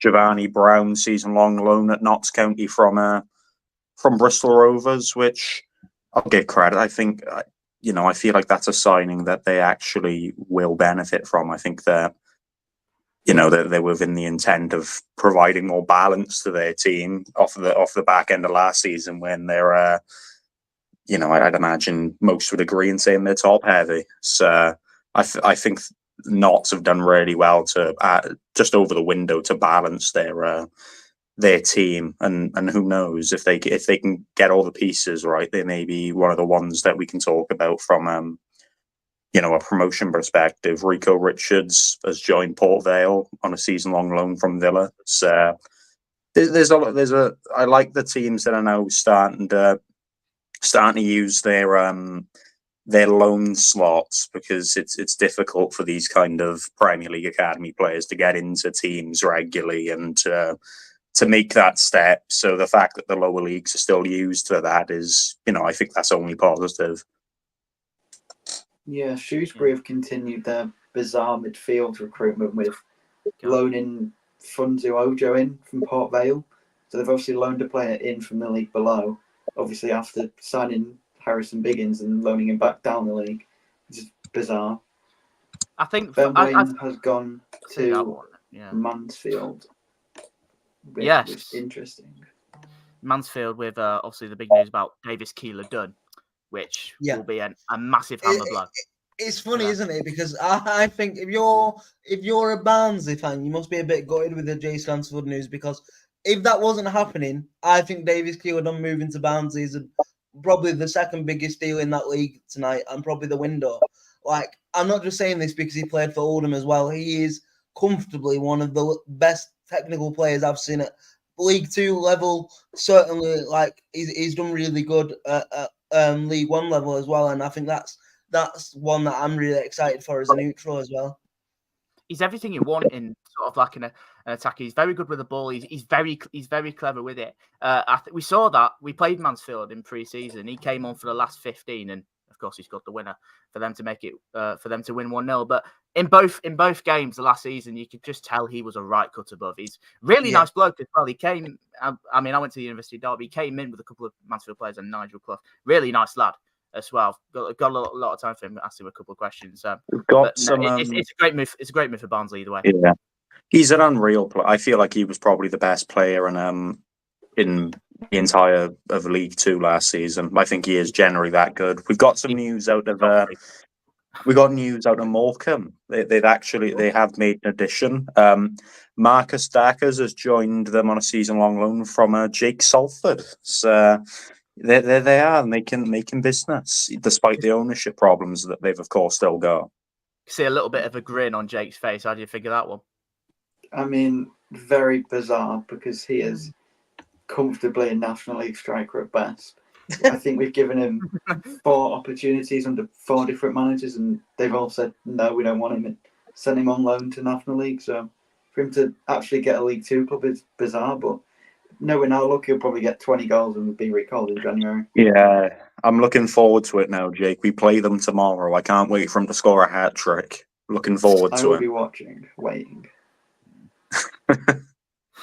Continuously refreshing, waiting for it to happen. But no, Morecambe, of course, they've got the limited resources because of their ownership problems that have been well documented. So I suppose going into the loan market is, the only sustainable thing they can do at the minute. And despite Jake's, I suppose, criticism of him and every other Salford manager's criticism of him, it moving to Morecambe does give him a chance to kind of prove himself. That team that is, it's such a small squad, and you'd imagine it's a very close-knit squad with what's going on at the club as well. So I think it has that potential to be a really, really positive move for him, and whether that means that, I don't know how long his contract is at Salford, but whether that means that he comes back, potentially merits a restart with Salford. But no, I think it's a mutually beneficial move. I feel like Morecambe needed an additional, so just to make sure that they're sustainable enough, and then obviously for Marcus Dackers, it will give him a chance to play that regular first team football. Yeah. In other news, Burton I don't know whether they're teasing another signing, but the last 30 seconds of their video is just a black screen, which is quite bizarre. And it's bizarre. I think we all kind of gave credit to Burton because their business has been incredible. Some of the additions that they've made are really good, but I suppose the question is it too many? Because you can definitely sign too many players and it can take too long for them to gel together. But I suppose that's up to the manager and all of the staff at the club to see if they can get that squad clicking in time to have a positive season. I'm not sure about Burton's transfer business at all. There's a lot of names there. There's some decent names on paper from what I've seen. I mean, Danilo was it that picked up from Crawley in particular. Stands out. A couple of others as well. What's his name from Salford? Elliot Watt. That's the one. Don't mind that. But there's a lot of unproven names in there. And yeah, you got Ben Whitfield in the one, isn't it? Yeah, it's that's the thing that I question is whether they've signed too many to allow them to have a coherent starting 11, and whether players may not get the game time that they think they deserve from their moves and past kind of relationships at clubs. I think the closest thing you can probably relate them to in a bigger football aspect is like Chelsea. the amount of bloody players they've got. What is their strongest 11 kind of thing? And it's not to the extent, in my opinion, with Burton. They've not brought in 50 players, but there's a lot of new faces there, and it's just about getting them to play coherently quite quickly as well. I just wanted to. I think that's a perfect segue, Kieran. I know you probably didn't. Maybe you intentionally meant to do it, but I did want to touch upon the top end again and just touch upon Chelsea a little bit, because especially the alleged Osimhen deal, because that one is really strange to me. So up until about 3 hours ago, it was nailed on that the Saudi club was looking at both Ivan Toney and Osimhen. But then Chelsea have come out in the last sort of 2.5 hours and said that their interest still remains, and they're still very confident in the Osimhen deal. So I think that's one we've got to keep an eye on in the next sort of hour and a half. What do you think? First of all, how crazy is Chelsea's transfer strategy? Second of all, do we actually see an end point? Is there any sort of what is the sort of payoff with the strategy? And third of all, can you see Osimhen in the Premier League by 11 o'clock this evening, or 11:30 this evening? It's a good question, isn't it? Yeah. No, it's a bizarre one, isn't it? I touched on it with Burton, and I'm going to say that I did not intend on making that bridge, but I'm going to pretend I did, because it was quite a nice bridge in that regard. But no, I kind of understand it to a degree. They've signed a lot of young players and kind of loaned them out or allowed them to kind of play second team reserve football, but that potentially also causes problems to their academy, because how the bloody hell are you going to be able to compete with 50 other seasoned pros that have played football at high levels? But there was a clip coming from I think it was Jamie Carragher who said it, and he was saying that Chelsea just need to stop buying players, and I think the exception can be made with Osimhen. I think he is absolute quality, and he will do well on that Chelsea side. The kind of creative players they've got, albeit there's about 50 million of them. If we're being honest, Chelsea have so many wingers, but they don't have a focal point, because I'm probably about as good as a number 9 as Nicholas Jackson, if we're being honest. So you know what I mean? I think this changes it for them, if I'm being honest. I mean, I do have to question some of the morality maybe at Chelsea a little bit, considering I've seen something today of a player, I think is it Washington, signing for one of the partnering clubs of Chelsea on loan. So they're just quite clearly, obviously moving players from one team they own to another. Surely that's not allowed. It's crazy, isn't it? Man City have been doing that.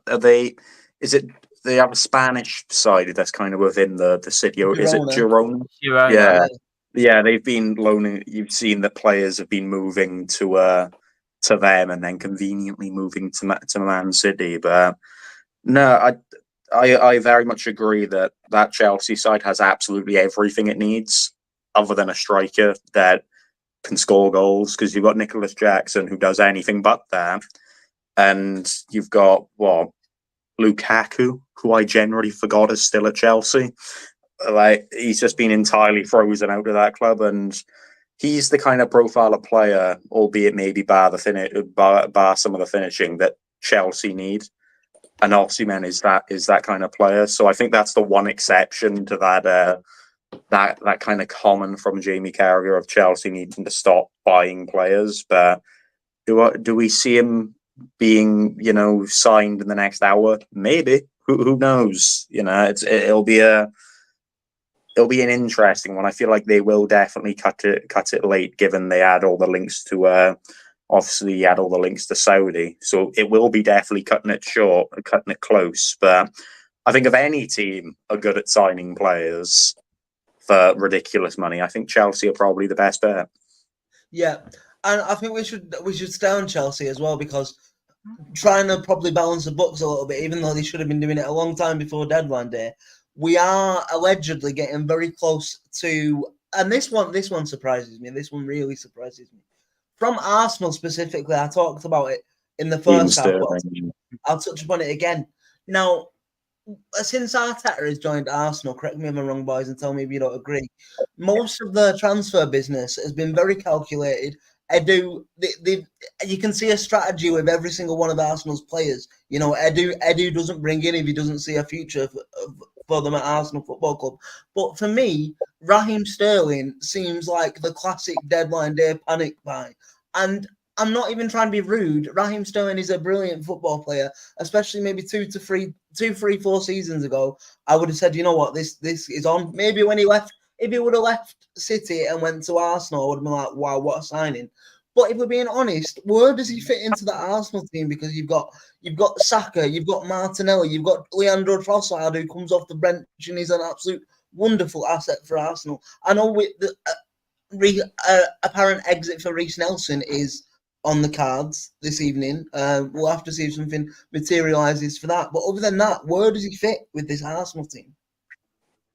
I think that I think for me probably the most realistic position is maybe like sliding into where Martinelli plays.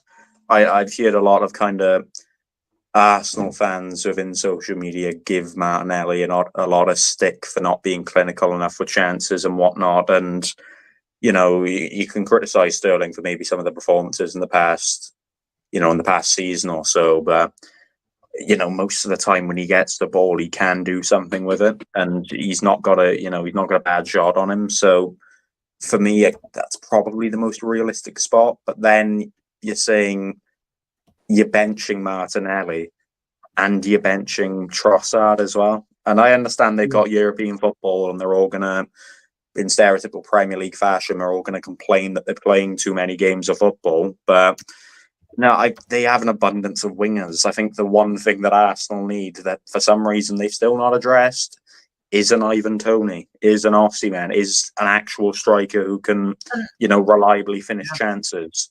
I think that's interesting, and obviously I'm going to swap out for Owen in a second because I believe Owen wants to come and say something. But the last thing I'll leave you with is, we said it again on the first half, but the fact that the price tag allegedly for Ivan Toney was 40 million. How the hell is no Premier League side taking a chance on that? I don't understand it. You know, he could even go. To me, he could even go to United. I know they brought Joshua Zirkzee in and they've got Rasmus Holland, but I think he changes United. I think he would change Arsenal. He would definitely change Chelsea. I just don't understand it. For me, in that Arsenal side, he gets 25 goals minimum in a season. You know, he reliably scores goals for Brentford, and it's no discredit to Brentford, but you compare them to Arsenal's squad and what they can offer, you know, a player like Ivan Toney, you know, it's worlds apart. And it's in my eyes, that kind of striker, that prolific, reliable striker is what has meant that Arsenal have just about, you know, been edged out by Man City. I think they need that striker, and that's it. It's, the fact that, you know, he's now potentially agreed to now go to Saudi, and let's be fair as well, probably throw his international career in the bin with it. Yeah, you know, right when he was on the brink of that England squad. It's a bizarre one to me, but I suppose money talks. Right, boys. What I'm going to do now then is, so I will be back backwards and forwards, and then I'm going to come in about quarter to 11 to do my final goodbyes and say goodbye to everyone. I just wanted to let you know, in case you don't know, at the minute we've currently got over 4,000 viewers in the stream, which for the first live stream of the day is absolutely outrageous. So you boys deserve a lot of credit for keeping their numbers where they are after the break, and you are doing an amazing job. And I will be back to say my goodbyes on my final stream before I go on holiday to Vegas. So you just had to fit that one in, didn't you? You had to just fit in that you were going to Vegas. Yeah, I'll see you in about half an hour. Yeah. All right, then, mate. We'll see you. I mean, it is. Thank you for everyone that's tuning in. Obviously, keep those thoughts coming. You know, would be nice to get your thoughts of what your club has done and or just what you think of the transfer business as usual. But we're now joined by Owen. How are you, buddy? Yeah, not too bad. Just got back from work and I'm shattered, but excited to come on and talk a little bit about deadline day in Stevenage, and what looks to be a last ditch, waiting for that signing, hopefully, of Jake Young from Bradford. Yeah, we'll get onto that. I think we'll just look at Stevenage as a whole. What have you made of sort of your business now? Is it sort of one which you're happy with, or you maybe look at it maybe other than maybe Jake Young, in which it does look like it could happen? Is there maybe one or two in there that you maybe are a bit near about? I think for us, it was always going to be about finding a striker. The last few weeks, especially, has shown that we're pretty good defensively, but we're just really struggling to score. And what looks to be that Jamie Reid and Presley are going to be out for could be a couple of months, even more than that. And List and Simpson's decent. Appiah works hard. List can't score. He's only scored one goal this season, and he's missed about 4 sitters. I've heard rumours that there is a player going the other way, with Jake Young coming to Bradford, coming to us. There's going to be another player going the other way. I'm hoping it's List, because just for me, I think also having Jake Young with Kemp, obviously how well they were last year for Swindon, I think it could work brilliantly. I think elsewhere, I think our business has been pretty good. Kennebo, what Norwich fans have been saying, that he could be quality as well. So I think our business has been pretty good all window, to be honest. We've strengthened where we could, and gone for experience. Revel's done a really good job, and I'm happy to have him in charge, especially of how Evans' start at Rotherham's been. Yeah, I mean, we're all aware of Stevie Evans and his big antics. I say big. I wanted to get that word in there just to, be polite, really. But to just touch on just a little bit of the start of the season, I think with some of the players in which you have, and of course some of the existing ones that are still there. How have you found the start of the new League One campaign? It's been tough, but like you say, it's a very tough league this year.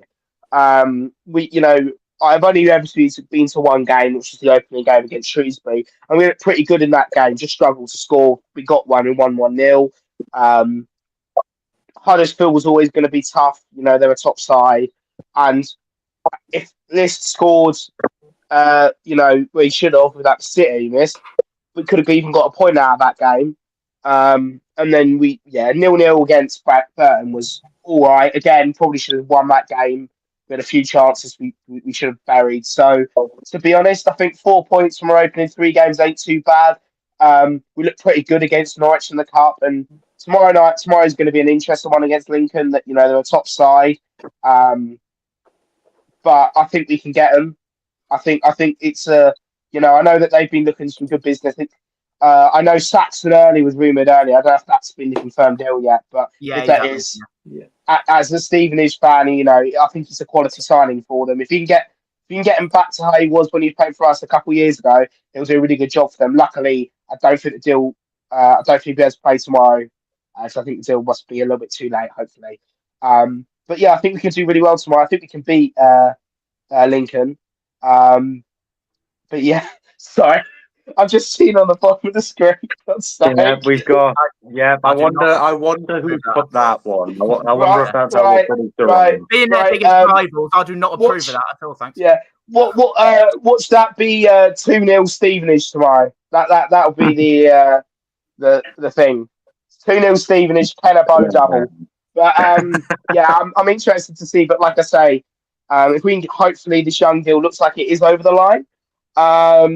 Make sure we can, push on and mid-table for me this year. I think has to be the aim. Was it always going to be a case of, I think whatever happened, it was probably going to be really difficult to outperform last year. What he did there, obviously under Steve Evans, who, in which he had a terrific season, not a million miles off the playoffs. It was always going to be a difficult ask to sort of near enough emulate that, wasn't it? Yeah, and this league is absolutely stacked to the brims. Huddersfield, obviously got the players. Birmingham have spent 30 million in League One, which is a joke. And I don't know, seriously, don't know how they haven't been FFP'd or anything like that, because that is a joke at this point. Seriously, you can't spend 28 million in League One. You can't do that. Like, that's a joke at this point. Birmingham clearly have. So, like, it's like, like, surely there must be some sort of loophole that they've exploited that needs to be closed quickly. But then you've also got, Peterborough, who are always going to be up there. Lincoln, I think, could be up there this year. You've even got, Rotherham, if they can get their act together. You've got top sides this year that, like, last year was the year that because it was a bit of a weaker league. This year, it's way too strong. And if we, like I say, mid-table has to be the goal for us because it is such a strong league. Yeah, just look at League One, and it's sort of I find it sort of difficult to maybe. So, someone's enjoying a nice thing song in the background, but I just sort of find it a little bit difficult. You see some of the things with the money that's been spent with the players that they have. I mean, we point the finger at Birmingham, but we also look at clubs like Huddersfield that have just come down, and a lot of money flying about, particularly at Wrexham as well. They've once again spent heavily this summer, but you quickly look down and then you're thinking, actually, there's not many teams in which you look at it. I feel like there's a little bit of a gap. I feel like there's quite a lot of teams in which you think, right, okay, yeah, they're going to be up there. But I don't think there's that many. There's like a little section in which you sort of think they're going to struggle this year. Well, yeah, I think for me it's your Shrewsbury's. I don't know. There's not really many teams there that I think I really held on. Yeah, Shrewsbury. But even then, they put some good business today in Alex Gilead. I think that's a really good signing for them. I just find it bizarre with the one of his name escapes me. The one that's gone to Carlisle. Harrison Biggins, that's the one. I just find that bizarre. He joined 2 months ago. He was if I'm not mistaken, if I'm not mistaken, wasn't he at Doncaster not long back? Yeah, he was. He scored a worldie against us a couple of years ago. Absolutely. I'm still surprised you've got people like Nestor Guinness-Walker, Halib Adakun, and who haven't got a club. Yeah. There's some unreal players. Yeah, you saw it was Dwight Gale. He's still a free agent. It was Martin Waghorn. People that I thought, especially a club in the top echelons of League One, a Peterborough, a Rotherham would go for someone like him with the experience. Whoever, seriously, why has Dwight Gale not been picked up? If you've got the money to afford him, he's going to score you 10, 15 goals in League One, and he's going to get you up. He did that. I don't know. I think he scored a couple last year. At the end of last year, when he got picked up by Derby, and when Derby picked him up, and he scored a couple goals that made it crucial for them to go up. I think I was right. I think I'm right in saying he was on trial at Stockport in the summer. Yeah. Not for that. Yeah, they're another one that was spent. Oh, there's so many free agents that you saw on that. What was it like that PFA team of the free agents that took on? Oh, what team was it? Cambridge, they escaped Cambridge, yeah. Cambridge are going to struggle this year. That team. Oh yeah. If you're looking at that team and you're looking on paper, that team does well in League One. That team is stable in League One. It's such a bizarre thing that all those players are still free agents. Yeah. Well, but thanks guys for letting me be on it just for a quick. But yeah, hopefully the young deal gets announced in the next half an hour. And yeah, excited for tomorrow, obviously. And I think we're going to win 2-1 or 2-0 because I think we'll finally get some goals in us this year. I would say go for it because of the opposition, but if I'm going to be honest, with the greatest respect, I'm not massively fond of Stevenage. With the greatest respect, so nil. Now we haven't got Evans, we can start to be a bit more well liked, hopefully. Yeah. This was before Evans. What have we done to you, Bragate? I'm saying no. Oh God, yeah. I just forgot about that. I'm saying. No. I'm saying no more than that. But Owen, thanks for coming on, mate. Appreciate thank you. Speak to you soon. So certainly hoping that that one goes through. We're joined by James, who is coming. How are you, mate? Hello, I'm alright, thank you. How are you? Yeah, not too. Thanks, buddy. Can you just remind me of the team you support again? It's Swansea, isn't it? Is that the one? Swansea, yeah. Yeah, I know. I'm so Unfortunately. out the loop with everything. Obviously, Championship club. I think we'll just go with the question. How have you found your summer so far? I think it's been a tough summer for us. We've had a few we've needed a lot of players to come in, and I don't know if particularly we've got everyone we need. We made some good additions. I think Gonzalo Franco has been unbelievable since he joined from Marienza. We've had Yomji Sung looks really good coming in from Guangzhou, and we had a few solid additions around the pitch. But I think we're probably still a few light in attack. We struggled a lot last season with like Jerry Yates. Didn't really come up to scratch at all season. Jamal Lowe was always just sort of popping up now and again with a goal, but wasn't really consistent. So I think we're looking for that consistent striker. And we did sign Vipotnik, but we're not really sure yet if that's going to be the long-term replacement because he's looked a bit slow so far. Jamal Lowe giving me nightmares from the Carabao Cup in the week. Cheers for that. Thanks for reminding me he exists. Of course, Kieran. No, I mean, watch me there. But no, we'll look at the championship season as a whole. Have you sort of found that? I mean, it's a little bit. I mean, you got that draw with Cardiff the other day, and just a couple of other results. I say results as well. I mean, right in saying you lost to Middlesbrough. I can't remember. Yeah, lost 1-0 to Middlesbrough. Beat Preston 3-0. Drew to Cardiff, and then we got knocked out the cup on Tuesday. Yeah, that's one. How have you sort of found that start then?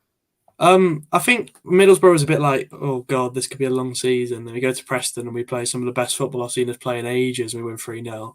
We then go to Cardiff and we're really poor again, draw 1-1. And then on Tuesday night we're at the cup to Wickham and they absolutely played us off the park. And so it's a bit like that Preston result seems to be a massive anomaly in everything that's going on because we were so good in that game and we've been absolutely awful in every other game. So it's a bit like a very slow start. So we're just hoping that when these new signings get sort of used to the surroundings, get used to the league, it might be a bit better off in a few weeks' time.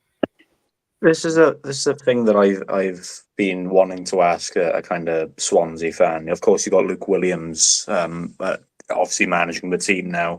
And I remember it was last season. He was in the dressing room before the South Wales derby, and he started talking about the old Swansea way of playing football.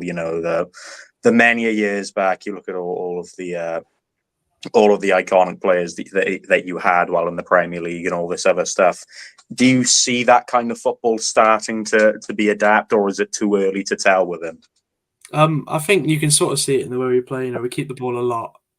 I think, that's the way we've done it was always quick passing, breaking through teams in the 3-4 passes and you're through. And I think you can sort of see that he's trying to do it, like with the passing system does work in a way, but at the same time, it's quite slow at times, especially Wickham on Tuesday. We sort of saw we had 75% of the ball and didn't have a shot on target. So it's just a bit like, there's not really much point having that much of the ball if you're just going to sit behind it all game and not do anything with it. So I think he is trying to do it, I think, but so far it's not really working out, I think, the way he wanted it to. Yeah, because I watched the South Wales derby in my imaginary Swansea shirt, and that you could see glimpses of that old kind of quick possession-based football, the short passing and whatnot. But I did find it really frustrating that you'd get in good positions and then pass it backwards. It's one of those things that I'd imagine will take time, but I think you've had quite a relatively stable window for kind of the players you've lost, but we'll obviously see how it goes as the season progresses. Yeah, no, I think so. Yeah, we'll just have to see what happens. Trying to see if there's any more League Two news, and we're seeing very little. Yeah. The last tweet that's been mentioned was that loan from Salford to Morecambe's. Obviously, we've got just under 30 minutes before the window closes, so I'm expecting in the next 10, 15 minutes or so for my laptop to not shut up. So that's going to be good fun. Yeah, I'm just looking at some championship news as well. Derby County have signed Marcus Hartness, it looks like, from Ipswich. It's a good deal. I like that. That's a good deal for them, I think, for a club of Derby stature. There you go. It's a loan deal. I was sort of half expecting that to be a loan deal, in all fairness. But James, just quickly back to you. I mean, we've obviously talked about Swansea's whole. What have you sort of made of like the whole sort of championship shebang this year, as it were? Just sort of like with the quality of the teams this year. I think there's. I don't know if it's easy to say if it was a bit better quality than last year. I don't think it is, to be honest. I think last year we had a few very good teams. I think just the fact that Leeds didn't go up probably says a lot about the quality of the teams that did, because that is one of the best teams probably not to go up in a while with the quality of players they had in that team. So I think this year, looking at Burnley, they've lost quite a few players. Again, they have made some great signings with Sarmiento and Anthony and players like that. Always going to replace who they lost for the money that they get for them players. But I think with the relegated teams, I don't think they're as strong as they were last year. I think also we don't have a club like Ipswich, for example, who's going to just appear out of nowhere. I think even clubs like Sunderland or Watford start stronger than most expected. There's probably clubs like Luton who started way worse than people expected. But I think with 3 games in, it's quite hard to tell where everyone's at. I think if you give it a few weeks after the window and all the clubs' players sort of got used to where they are and properly embed into the squad, I think we'll get a better idea of where everyone's at. Yeah, there's not really much more to add to that. It's about 25 minutes now. It's just come up until that all-important deadline. It'd be nice to hear some of your thoughts. What have you made of your club's transfer window? Is there anything you still need to do in the last moments of the window? It'd be great to get your thoughts on that. But it's sort of, I say it's gone a bit quiet, but it's not. Yeah. I'm looking at it, that Burton news. I don't think we quite covered that, and it's really funny because we were obviously talking about Chelsea about 40 minutes ago. That signing that Burton made, it was forward Ronnie Stutter on a season-long loan from Chelsea. So it's bizarre, isn't it? We've talked about Chelsea and Burton. All of a sudden, Burton have signed a player from Chelsea. It was almost like they were watching this during the time. I think they've had a couple from Chelsea because I believe their manager Charlie Webster, I think his name is. I think he was from Chelsea. I think they've had a few loan players over the years, though, haven't they, from kind of established Premier League teams, and they've done all right. So, I suppose that long may it continue. Yeah, absolutely. I'm just sort of worrying a little bit about us. I mean, 24 minutes to the window and we still don't have this number 6. And to be honest, with the fact that it's gone so quiet, I'm not sure that will happen. So cue the meltdown. I'm looking forward to it. No, not really on my part, just on everyone else's. But no, it's gonna be on your part. If we're basing anything off of last Sunday's recording, it will be on your part. It will be on my part, especially if we lose to Bradford tomorrow, which seems quite a high possibility. It's bizarre. It is. I loved last week's recording. I thought it was good fun. I think you needed that therapy session. I did go a little bit over the top, though, looking back, and I didn't really need to. In fact, we were able to make a video about your excuses, about how many excuses. The thing is, they made that video. Yeah, it's great reviews and all on like TikTok or whatever. But they generally weren't excuses. They were honestly facts, and I stand by it. I'm not taking the mic. Generally, Ryan, I know you're backstage. Do me a favor, clip this and upload this as well. No, I'd like then more videos from that game showing that the goal was an offside and there wasn't a foul. I'd like to see all that again. I'll send you. I'm going to assume, this is the thing, and I saw that Alex. I saw that you commented about it. Alex, of course, being a Newport fan. I'm not. I said it when I came on. I'm not fussed if we don't make any more additions. I do understand that.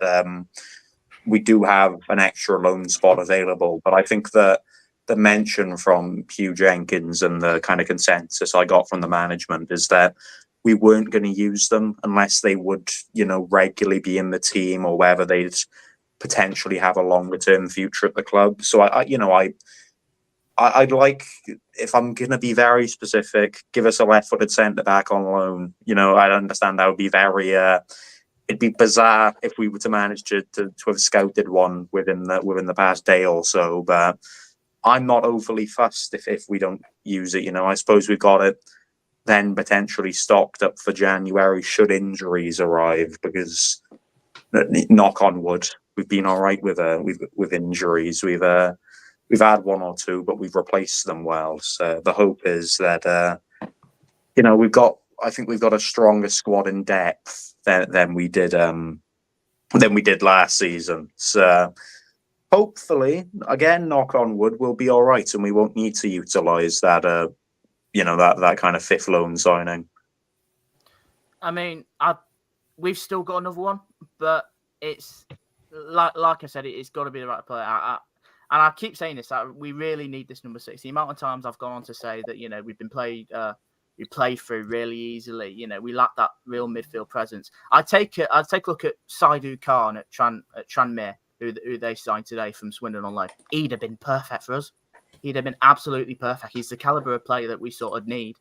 It's a great sign for Tranmere either way. But at the same time, I do look at our squad. We are still pretty thin, especially in midfield. Jordan Davis out for 3 months is a massive blow.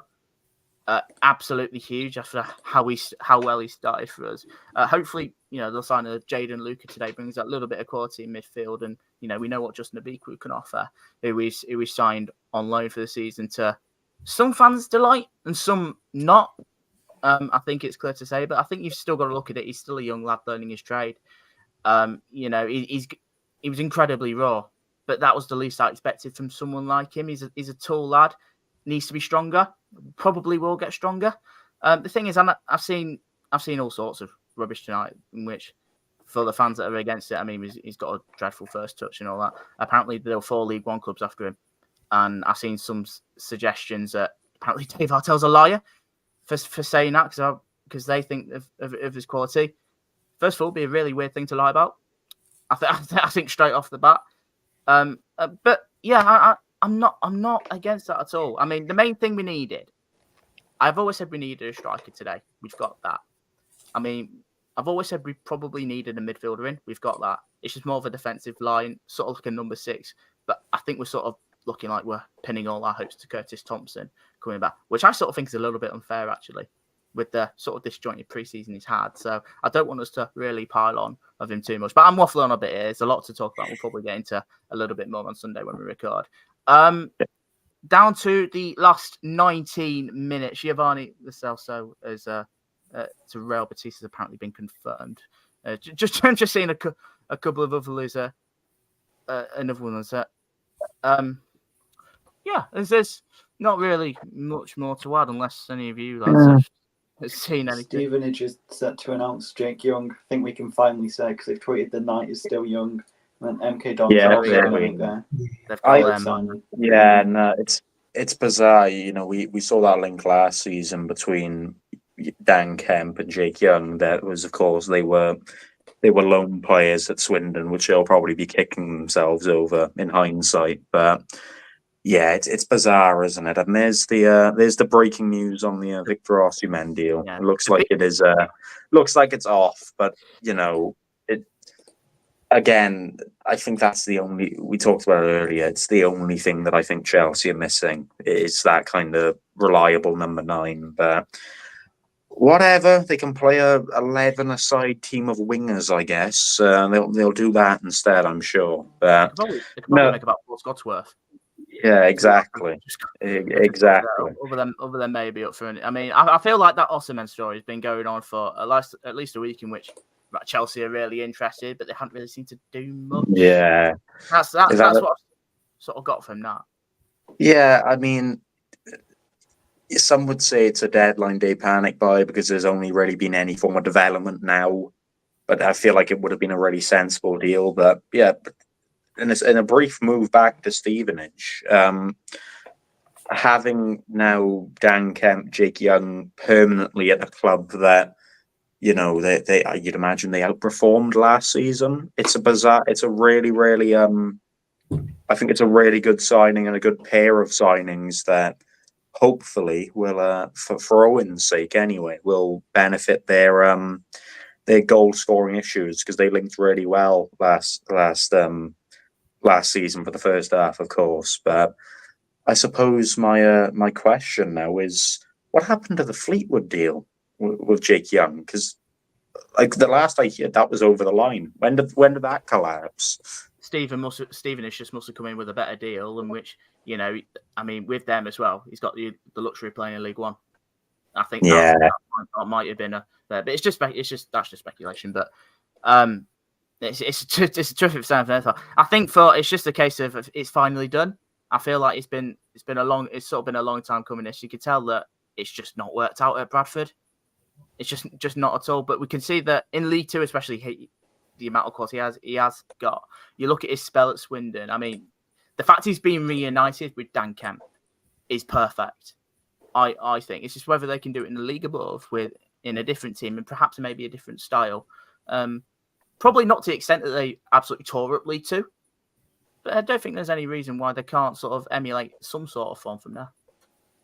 I mean, I feel like there's definitely the justification to say that it's a brilliant pair of signings if you're basing it off of anything of what they did last season, albeit League One, especially this season, is such a jump up from what League Two is. It usually doesn't have this much of a massive gap. But no, I don't think Jake Young was ever particularly going to work at Bradford. I really don't think that their football suited him. It's a lot more of I suppose, an organised team system base, and that you've seen Bradford, and sometimes their players aren't as free to roam and everything. But the reality is that Stevenage potentially, they're a little bit more of a free roaming team that will allow Jake Young and Dan Kemp to almost just do what they want to do, because that. After watching Swindon last season, that's exactly what happened. They just allowed them to do what they did, and it worked really, really well. Exactly. We've got Aaron back. I'm back, boys. Have you missed me? Massively, mate. I missed you so massively that I cannot see your face on the screen at the moment. That's how much. Now I can. There's his beautiful face. Nice. There he is. Nice. Missed you so much, man. So I come with breaking news. Actually, the second biggest transfer.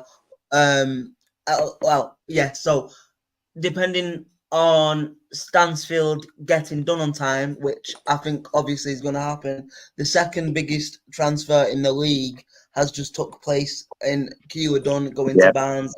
So it is done. So yeah, that is massive. But just to end off, I want to ask you the same questions that I asked the host of the first half. And I'm going to say excluding Jay Stansfield because I think it's quite a cop-out. What do you think the signing of the night has been? Kieran, I'll start with you. I can cop out of this now, and I can just say Keeler Dunn because I do generally think he is. I think he is the best signing in the EFL. Again, I'm not going to cop out and say like Stansfield because I think that's... I wouldn't say it anyway because I think that's just kind of really unfair, and it's like me saying to you the sky's blue. But that Davis Keeler Dunn deal is unreal. I still do think technically he was the best player last season in the entirety of League Two, and I think that Barnsley, albeit maybe they missed more of a striker than what Keeler Dunn is. He's a little bit more of a wider player, but let's be fair, he's going to slide into that team and he's going to perform. Sorry, just to cut across, West Brom and Albion are making a very late charge. They've just put out a tweet saying, let's wrap up a day of West Brom and Albion reunion, shall we? Well, there we are. So go on, West Brom. I'll keep across to see who that is. I'll keep on. I've got the League Two page on refresh as we speak. Also, Darren McAntony is back on Twitter for the Posh fans, saying we've got one over the line. Posh fans news coming soon. Fantastic. So fantastic. So we have a little bit more to cover. As always, the busiest time of deadline day is always the last 20 minutes. For some reason, unbeknown to us, it always happens every year. It's like all the clubs wake up and be like, It's the dramatic way of doing it, though, isn't it? Announcing it a minute before the window shuts or bang on cue. It's just the dramatic way of doing it. If you do it at 10 o'clock, who cares? Milton Keynes signing incoming. I don't know why I just called them by the full name. There we are. We've got the news about Sterling. We've got the news about Sterling. It seems that is going to be over the line, which The fact he's now played for, he's played for Liverpool, Man City, Chelsea, and Arsenal. He got very, very close, and I don't know whether you've seen this. Do you remember that? It was on FIFA. This guy, and every time you'd score and celebrate and run to the camera, he'd either be, depending on what team you were playing as, he'd be wearing that kit. But it's exactly the same guy, and he's got a City kit on, a Liverpool one, a Chelsea one, and a United one. He very that guy that all turned the up for all games the in the games shirt. with different kits on. Yeah, he was very close to becoming that FIFA animated character. But Arsenal, Palace if you announced want the signing of Eddie Nketiah. Allegedly, I should say, because we've not got it as a confirmed source, but that's one of our people. Is it a there we land? Saying it, so I wonder whether I'll just do some chasing up to see if that is actually taking place. Can I just say something of what Fabrizio Romano's just tweeted? Just seen it in chat about that Fulham that signing at Fulham player in which they're trying to get. Apparently, it's on the verge of collapsing after new issues. 10 minutes ago until also, that window. how many deals do you think we'll get where the extension of paperwork comes in? Because I think we'll see a few here. I think we'll see a few. I think the Ivan Toney deal, unless I've missed something in the last 10 minutes, it's still not been confirmed that he's going to Saudi yet, has it, by any of the clubs? So we've still got that to come in. We've still got the Jadon Sancho deal to Chelsea to come, even though that's edging closer. So I wonder whether we'll see some actual deals get confirmed past the 11 o'clock deadline. I think the clubs that hope, especially at the low leagues, hopefully no late cock-ups this year. I mean, it's sort of been past couple of years in which we've seen a couple with Johnson, Clark Harris to Bristol Rovers, the one with Luke Armstrong at Wrexham. Hopefully none of them. I think that was the greatest moment I've ever experienced in my lifetime, I don't know if you remember it, on a transfer deadline day, is when Leeds told the fan base to stay awake just to announce that they'd sold two players in the space of 10 minutes. And one of them was Dominic Polian to Oldham Athletic, it was very funny back in the day, I remember. But yeah, exactly. Hopefully everything goes off without a hitch, and it's been a very successful stream. I would have to say I can't believe we are 3 hours 21 minutes in, by the way, and we've not dropped below 3,500 viewers all night either. So that is superb. We've got the news on the Peterborough transfer. I'm going to try and pronounce this. Brad Ironhoven from Colchester has joined Peterborough for an undisclosed fee. That's the news that's come out. That's probably an awful pronunciation of his name. Ironhoven. Good attempt. Nice. I'll take it. Yeah, I'll be honest. It's a name the West Brom reunion, by the way, is the return of Mason Holgate on loan. Nice. That's an unreal signing. Said no one. That is the reunion that West Brom have had.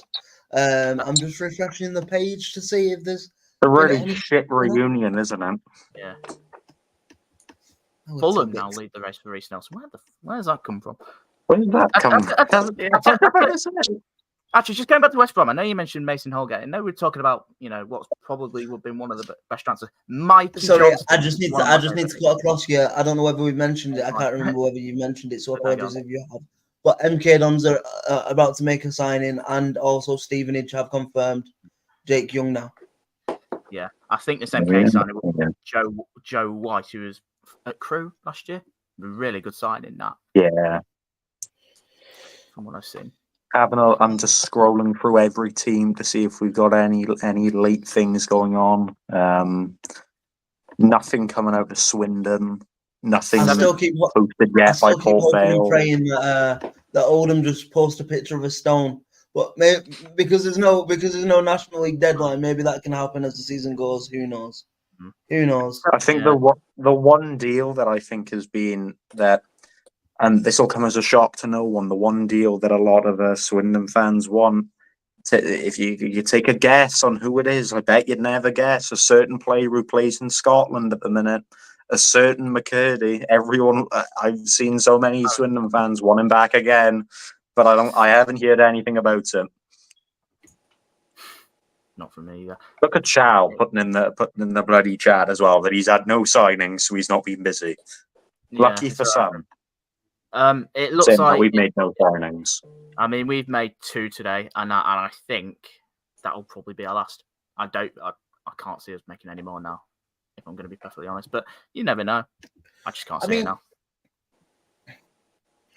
We've had the confirmation that Cheltenham don't look to be making any more business. They've tweeted that they've had a quiet deadline day.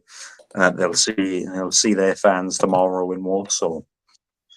I guess the question I'm going to pose right now, I have to say this allegedly so I don't get into trouble, but unless we hear something otherwise in the next 6 minutes, do we have to presume that the Ivan Toney deal or any Ivan Toney deal has fallen through? Saudi Arabia have till Monday. Right, okay, I didn't know that. Today. Yeah, their transfer window's Monday.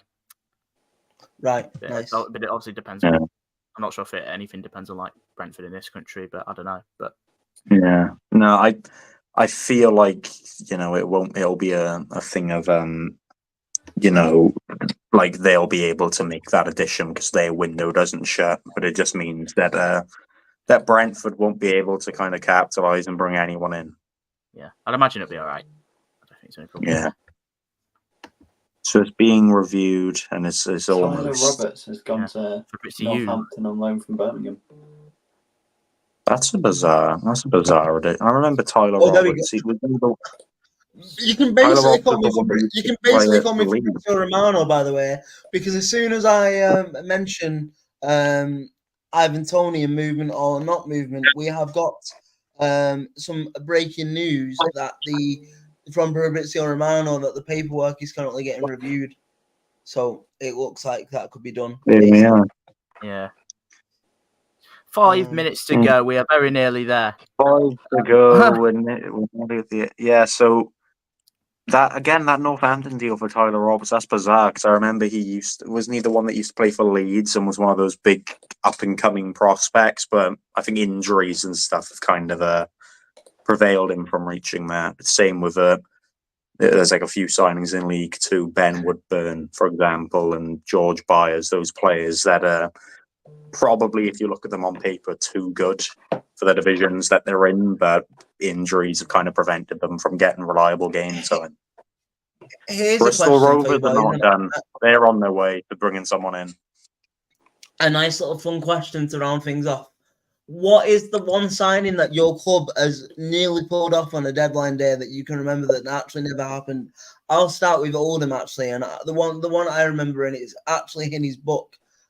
Oldham had the chance to sign Jamie Vardy for £50,000 when he was at Fleetwood, and our chairman back in the day, Simon Corney, said that the risk was too high, and we didn't end up signing him. And now look at Jamie Vardy; he's won the Premier League, he's in the Premier League, and it never came off. So that's one for us that sticks in my mind. I'm going to make the assumption, because it happens every window. It hasn't happened this window, but Wilfred Bonney. It happens every summer. Every summer, it's always mentioned. Every summer. That's probably why. Goals for Swansea. We go well. It's such a Also, I'm quite disappointed that we've done a 3.5 hour stream. We've done a 3.5 hour stream, and none of us have got any bit of yellow on. By the way, I wanted to. I don't have. Oh no! I could have just worn our away shirt. That's yellow. Oh, yeah, that'll do. That's not yellow. That's orange, but the light makes it look yellow. That'll do. We have 2 minutes and 20 seconds left. 2 minutes and 40 seconds left of the window. Sorry. You heard him. It'd be great to get your thoughts of what you thought of your transfer window. Of course, keep so we've got So we've got the news that Bristol Rovers aren't done. They're going to sign someone directly on deadline, which is really nice of them. Always good fun. I'm going to look into the replies. So this is all allegedly. I'm looking into the replies to see if there's any mentions of names. You've got Ladapo. Don't know who that is. Freddie Ladapo. Freddie Ladapo. That's the one. Just been released. Yeah, Yeah, that's one that's being mentioned, and someone else has put in the comment as well. Friday. Oh my Someone else goodness has me! put in there. Burnley have just won the transfer window for the most difficult name to pronounce. I don't know whether somebody wants to have a go, or whether we'll just say Burnley I'll have give made it a a go. signing. Yeah. Get leave it his at that. name, Ryan. Get his name up. I'll give it a go. Get his name up.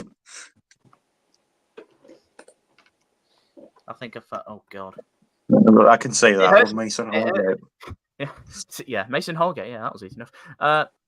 Things it's even difficult. Yeah, it's difficult really not here because I'm not wearing my Charles glasses. just put in big capital letters in our private chat, by the way, so I have to say allegedly. But he's just put Will Grigg in big capital letters. Now I don't know who that's supposed to be to, or Maybe he's referring to the deadline question day. about the deadline day thing that never happened. Maybe. Oh right, okay, perhaps, that makes yeah. sense. Maybe. Allegedly. Less than 1 minute to go now. Oof. Less than 1 minute, guys, and there's going to be about 50 million more things that will take us up another hour. I can't wait. Well, we are on air till 11:30. But yes. Plenty of time. Is the transfer window? The window is Wait. shut. No, 5 seconds. Hang on. 3 Let's seconds. pop to 11 on my 2 seconds. brain. And it's shut now. It's shut now. Oh, shut. The window is shut. Shad Ford. Wait, Shaq Ford is the signing at Bristol Rovers. That's a very good signing now. Permanent move as well. That's good. Permanent. Wow. That's a really good signing. Jay Ben's actually joined Bradford on loan from Lincoln. Who's it? Sorry, who's that? Jay Ben. Jay Ben. Defender from Lincoln. Oh yeah, that name rings a bell. Right, we'll have a look at the League 2 account, see if anything else has been reposted by them, because I can't be bothered to open up all 24 tabs individually. Thank you. While we do this, I'm gonna open up the question for the people in the comments and watching us live, but I'm also gonna open it for you guys as well. If you had to give this summer window a mark out of 10, what are we saying for it? For what in terms of what? Like in terms activity? of like activity, but also excitement. I feel like it's been quite a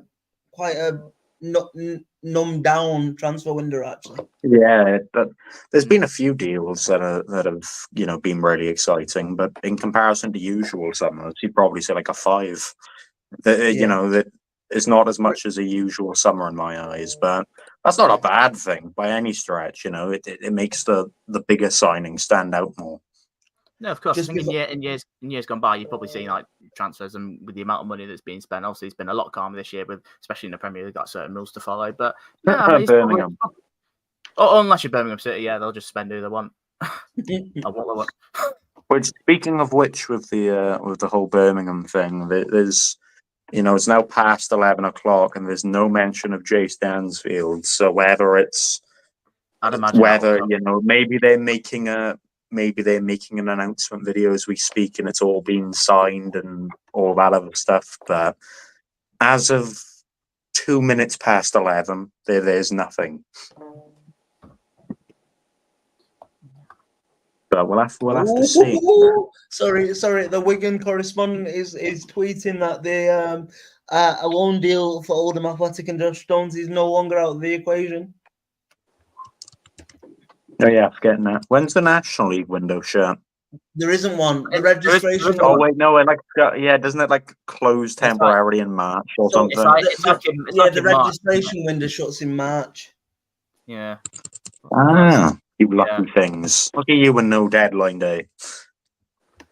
I know. Yeah, I don't like it though. I do like the buzz of deadline day. We've just had a thing put in the chat from Ryan. Birmingham City hopeful they've completed the deal for Jay Stansfield from Fulham in time. Different values for the deal from different sources, but clear Birmingham will pay in excess of 12 million. 12 million. Which is almost 4 times the transfer record paid by a League One club since the window's begun. That is mental. League One. I feel like League One. 4 times the biggest ever signing in League One. Absolutely. It's not just a bit over. I don't know who the previous most expensive player in League One was. Check their price. Probably They're full time. Birmingham, probably this window. Probably signed. Actually, yeah, probably. Let's be fair. I don't actually know what it is though. Well, again, my question is: if they were this desperate to get Jay Stansfield, why would they leave it to last minute? You know, I understand you want the drama and whatnot, but get all the things the kind of legal shit over the line first, please. Makes it very stressful. And also, unless they've got a paperwork extension as well, what has happened with the Jadon Sancho deal? I will open it up as we speak. Yeah, I'm not really following. In a minute, I should probably have a look. I'll open up Fabrizio's page to see if he's posted anything about it. Yeah, probably all eyes on him. Journalists at the minute. So we've got a few other things. Reece Nelson to Fulham, agreement done after Ipswich Town deal is off. Documents are being prepared to get done in time. Medical tests going on for Raheem Sterling at Arsenal. Clubs are working on the documents. The Eddie Nketiah deal to Palace is done. There's no mention here about Jadon Sancho. So, is it the same in the Premier League? Does it shut at 11, or do they have a little bit more of an extension? Yeah. Unless you have to. The way I see it, unless Ryan might correct me if I'm wrong, I think you have to apply for a paperwork extension at least 45 minutes before you intend to put a deal through. So, yeah. Sancho loan expected to complete. That makes sense. I'm not gonna lie. I still think 25 minutes. 25 minutes. Oh bloody hell! It's been a long night. I still think 25 million is a good deal. I think, and I might be the only Sancho supporter on the planet, and I'm okay with that. But I do see something in him. I don't think. I know people say, "Oh, he's a Bundesliga," and maybe that's why. But I don't think you go from someone that was ripping up the Bundesliga 4 years ago to just the ghost it is now. I just think he needs confidence. Yeah, but I've always felt that he needed somewhere to maybe settle down a little bit. I mean, we've seen his time at United, and now I say sort of unsettled with there. I mean, the relationship with Erik ten Hag is clear to see. But we know that he's got quality in abundance. We've just got to take a look at his line at Borussia Dortmund. I don't see. Chelsea. I'm just not. I'm not convinced Chelsea's the right move for him if he wants to settle down, given the amount of wingers that are already in that team. Yeah. There's a good play. Yeah, there's a good play there. I'm just not sure Chelsea's the right move. Yeah, I would have even said, like a bloody Man City would have been more bloody capable for him because there's not as much. Could you imagine that career path? Yeah, Man City's youth academy. The United back to Man City. Yeah, City, Dortmund, United, City again. You'd not be surprised. Let's be fair. At the end of the day, you look at Raheem Sterling's career now. He's played for Liverpool, City, Chelsea, supposedly now Arsenal as well. So if he could just maybe before he ends his career, go Tottenham afterwards and then finish his career at United, go to all big six teams and be hated equally by all of them. That is a dream career path, really, isn't it? Like, in terms of big clubs. Yeah. And that's what you can say for somebody about Raheem Sterling. People can complain, how's he getting these big deals? But he's a good enough player for some of the best teams in the world to be wanting to go after him time and time again, So Ryan's clarified how the deadline day kind of works when it comes to it shutting and paperwork.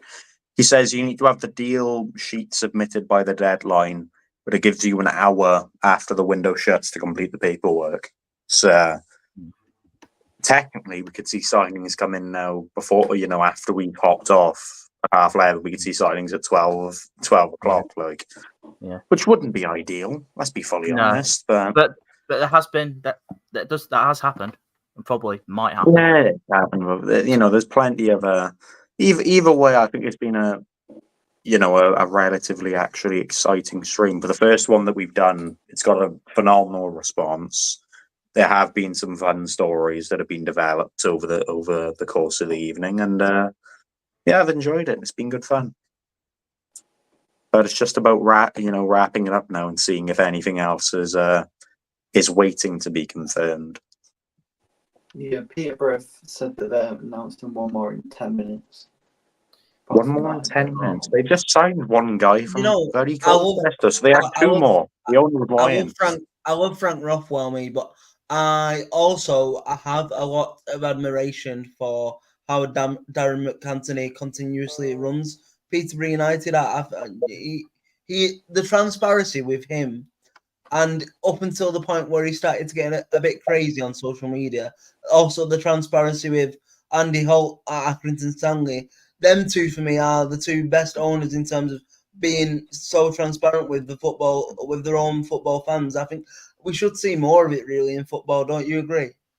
Yeah, I'd certainly say so. I mean, Darren McAntony in particular is one that I'm a huge fan of. I mean, that's just what you want from a chairman. I mean, you mentioned Andy Holt as well. I mean, as open as he is, I mean, a couple of maybe question marks on some of the stuff he said in the past, but we did get that on our side with Jason Stockwood when he was owner. I mean, he's now moved over to vice chair and has taken over from Andrew Pettit, his work partner, but he was very open, and that's all. And as fans, that's all you want. You're just a little bit of transparency of what's going on, where this player's gone, what money's gone in here, and and whatnot, and just everything, just to keep you in the loop of everything. And it goes a long way. It goes a long way. In my eyes, I think there's a level of being too open and too transparent about certain things, and in Andy Holt's kind of regard, sometimes he's maybe tweeted things in the heat of the moment, which probably hasn't benefited him or Accrington too much. Not that it's worsened them, but I'd love. I like transparency. When you talk Peterborough's owner, sometimes he's posting about all the transfers before the club account is, which I find hilarious. But when he's being transparent about where money's gone, what's being developed, and kind of the plans for what he has going into this season and beyond, I'd like that. And I think there's too many owners that you don't hear anything from. You hear very little until something goes wrong or something goes really right. To put across to you, it looks like the League One transfer record is about to be smashed open finally by Birmingham City, because they are starting to tease the Jay Stansfield deal, and it is coming out now. Stick to the book. It is coming out now as well by the looks of it that Birmingham are actually going to pay around in excess of 12 million, so it might be 10 million up front and then 12 million by add-ons. I don't know how they're going to do it, but like I keep saying, we don't want to keep going over old things, but that's ludicrous. That is ludicrous for League One level. And the comparison I give it earlier doors was the fact that I know it's different, but Federico Chiesa signed for Liverpool for 11.5. So he's only actually $1.5 million away from a Premier League top 6 signing. It's crazy, really. One's a Euro winner, one's dropping down to League One. I'm just seeing Birmingham's tweet as well. It doesn't look like Jay Stansfield will be the only one. It looks like they're bringing another one in. It looks like a Japanese fella. Yeah, they're the graphic has all these players that they've signed over the window. They've then got, in the middle of the graphic, they've got this Japan flag, and then the bottom right, they have a sticker free. So it looks like we're getting a couple names through the door. Either that, or they just like having the bottom right corner reserved. Who knows? You never know. Be quite funny if maybe that's where the League One trophy goes at the end of the season. Who knows? I tell you. I know I said it earlier doors, but if these two signings do come in and they don't win the league, I think it's a catastrophe. Yeah, I agree. I've always been adamant at that with their spending and their quality. Apparently, I'm going to give it a go. The Japanese international is from Celtic, and it's Tomoki Iwata. Iwata. Yeah. Yeah. I did hope see I I did something that reckon about good. it. Yeah. that see again. something about That's an unreal signing. Yeah. You know, like that's top League One signing anyway. You know, like you take Jay Stansfield, Birmingham have probably had the top 3 signings of the entire division anyway. Yeah. So Nothing comes close. it's I don't unreal. I Again, in don't my really eyes, I don't even think winning the league by 4 or 5 points is convincing enough. I think they need to be getting 100 points minimum with the They squad have to. they've got. They have to wipe the floor with that league. They Wait, literally have to, like, they can afford to lose like 2 games. That's it. It's unreal to me. You know, it's like putting Man City up against the Championship. You know, you'd expect Man City to get near enough go unbeaten for the whole league, other than maybe one slip up. Yeah. Unreal. We do like Birmingham, honest. No, we do like Birmingham, but if they, I if think, that, yeah, but we like Birmingham, but they get to a point now where they've got that much money that it's almost the expectation is like their expectation is so high internally that it has to be the same externally as well. You know. Yeah, it's yeah, absolutely no, it's huge. not.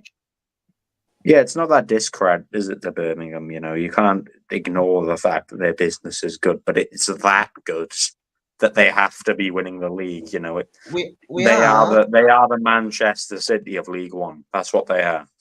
We are, unfortunately, in the last 15 minutes of the stream, and I would just like, while we're here, because you see our beautiful 4 faces on the stream right now, but currently there is a massive team of people behind the scenes and in the backstage studio, including our wonderful producer and boss of the deck, Ryan Whelan, who has been working relentlessly this evening to keep everything ticking. And yeah, so I think he deserves some credit. I also would like to thank everyone else that has been popping around transfers. I would also maybe like to just say to you guys again, well done for coming in and doing such a massive job, keeping the numbers ticking over.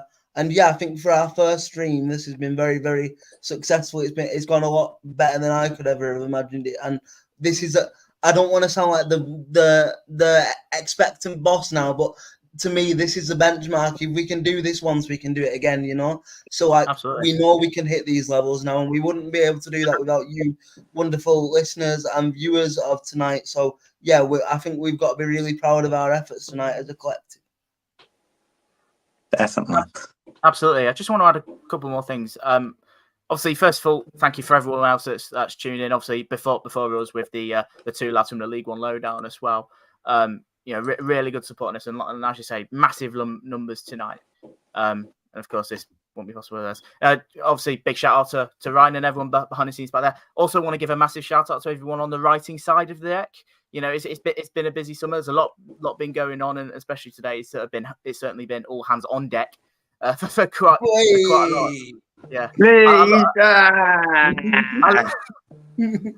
sort of love these puns, but no, you know they've been terrific all summer, and yeah, a big shout out to them on the day. But we are wrapping up also, now. This just shows how my brain works, because I said to Ryan maybe an hour before we come on, I'm not sure whether I'm going to be able to make it tonight because you know I'm obviously going away and whatever else. And then I've just stayed around for 4 hours and done the whole thing. So yeah, yeah, it's been a good night. It's been a very good night. Yeah, We've got a lot of things coming from Fabrizio Romano, just to very quickly cover. You've got Leganés have completed the deal to sign Sebastian Haller from Dortmund on a loan for a season. Colchester are making another signing. Edward is joining Leicester City from Crystal Palace. Agward has signed for Real Sociedad from West Ham. Morato and James Ward-Prowse have signed for Nottingham Forest. And Raheem Sterling to Arsenal is here we go on a loan move from Chelsea. Here we go. Those deals are over the line. I'm not going to speculate, but I think my head might fall off if somehow, and this is just a rumor, by the way, that I'm making up. If somehow, because Colchester fans seem to be thinking it could be possible, somehow Freddie Ladapo returns to Colchester to end the night, that would be out That of would be this, by the way. If that happens, Colchester win the transfer window. That in would League Two. top the window off just in League Two. Just so nice. They were. Oh well, they win the transfer window. Where's their fucking trophy? Get it out for them. I mean, we see quite a lot of God. other clubs in the league that maybe have maybe have a chance. I mean, it's just some of the stuff at Port Vale, but Colchester, if my God, I mean, yeah, just before that, I mean, they've had a terrific window as it were. Yes. Just a few Although times. Ryan does sound very salty backstage now because he has just put Lincoln B team. Now, Danny Kelly effect right there. Yeah, can't really argue. Sani is trusted old pals. Quite a few of them as well. to be fair, it's like only Hugh like Jenkins, it's only it's like like Hugh Mickey Mellon's Jenkins been older than we are. We are basically Tranmere 4 years ago at the minute. So Yeah. To be fair, like Hugh Jenkins' Newport is just old Swansea. Just a new branded Swansea City of League Two. We've had a knack of signing players from Lincoln over the past few years, in which they've been clearly a. And you've had the knack of losing Omar Bogle, you idiot. And that, and which Chow honestly, Chow mentioned earlier the fact that if Omar Bogle's your key signing, then there's something going wrong. He'd probably be ours, and it'd be ours in a heartbeat. If Colchester have signed Ladapo, I don't know what the link. If there's been any links, I haven't seen any. But if it is confirmed, yeah, Jay Stansfield to Birmingham is over the line. Birmingham haven't confirmed it, but Fulham. Let's have a look at what the comments are for on this Colchester tweet again, allegedly. Somebody's asking for a striker. Somebody's asking that it is not a new reserved goalkeeper. Everyone's wanting it to be a striker. And Ladapo is in there. Ladapo, somebody's gone, oh, Admin, you dirty little tease, and that is past the watershed, so I can get away with it. This is going to be interesting. Definitely. Oh, they're announcing it at 1/2 aren't they? Of course they are. Of course, it doesn't have to be 25 past or 20 past. God damn it! I'm livid. I remember in January, you mentioned about that comment from you. That comment is insane, by the way. Birmingham City have spent more than Liverpool. That's ridiculous. That is insane. And Liverpool has signed a Euros winner. Yep. In that as well. And can you remind me which team he beat in the final? Port Vale are making one more signing as well. Well done, Jake. They beat Port Vale in the Euros final. Oh, Alex, go away. I saw that comment about an hour and a half ago, but no. Shush. I hate that. I hate that I word at the minute, injuries. Hate it. The I word. That's how much you hate it as you won't even acknowledge it as a word. No, I'm not at this point. Especially after Dave's injury, I've just lost all will for that word.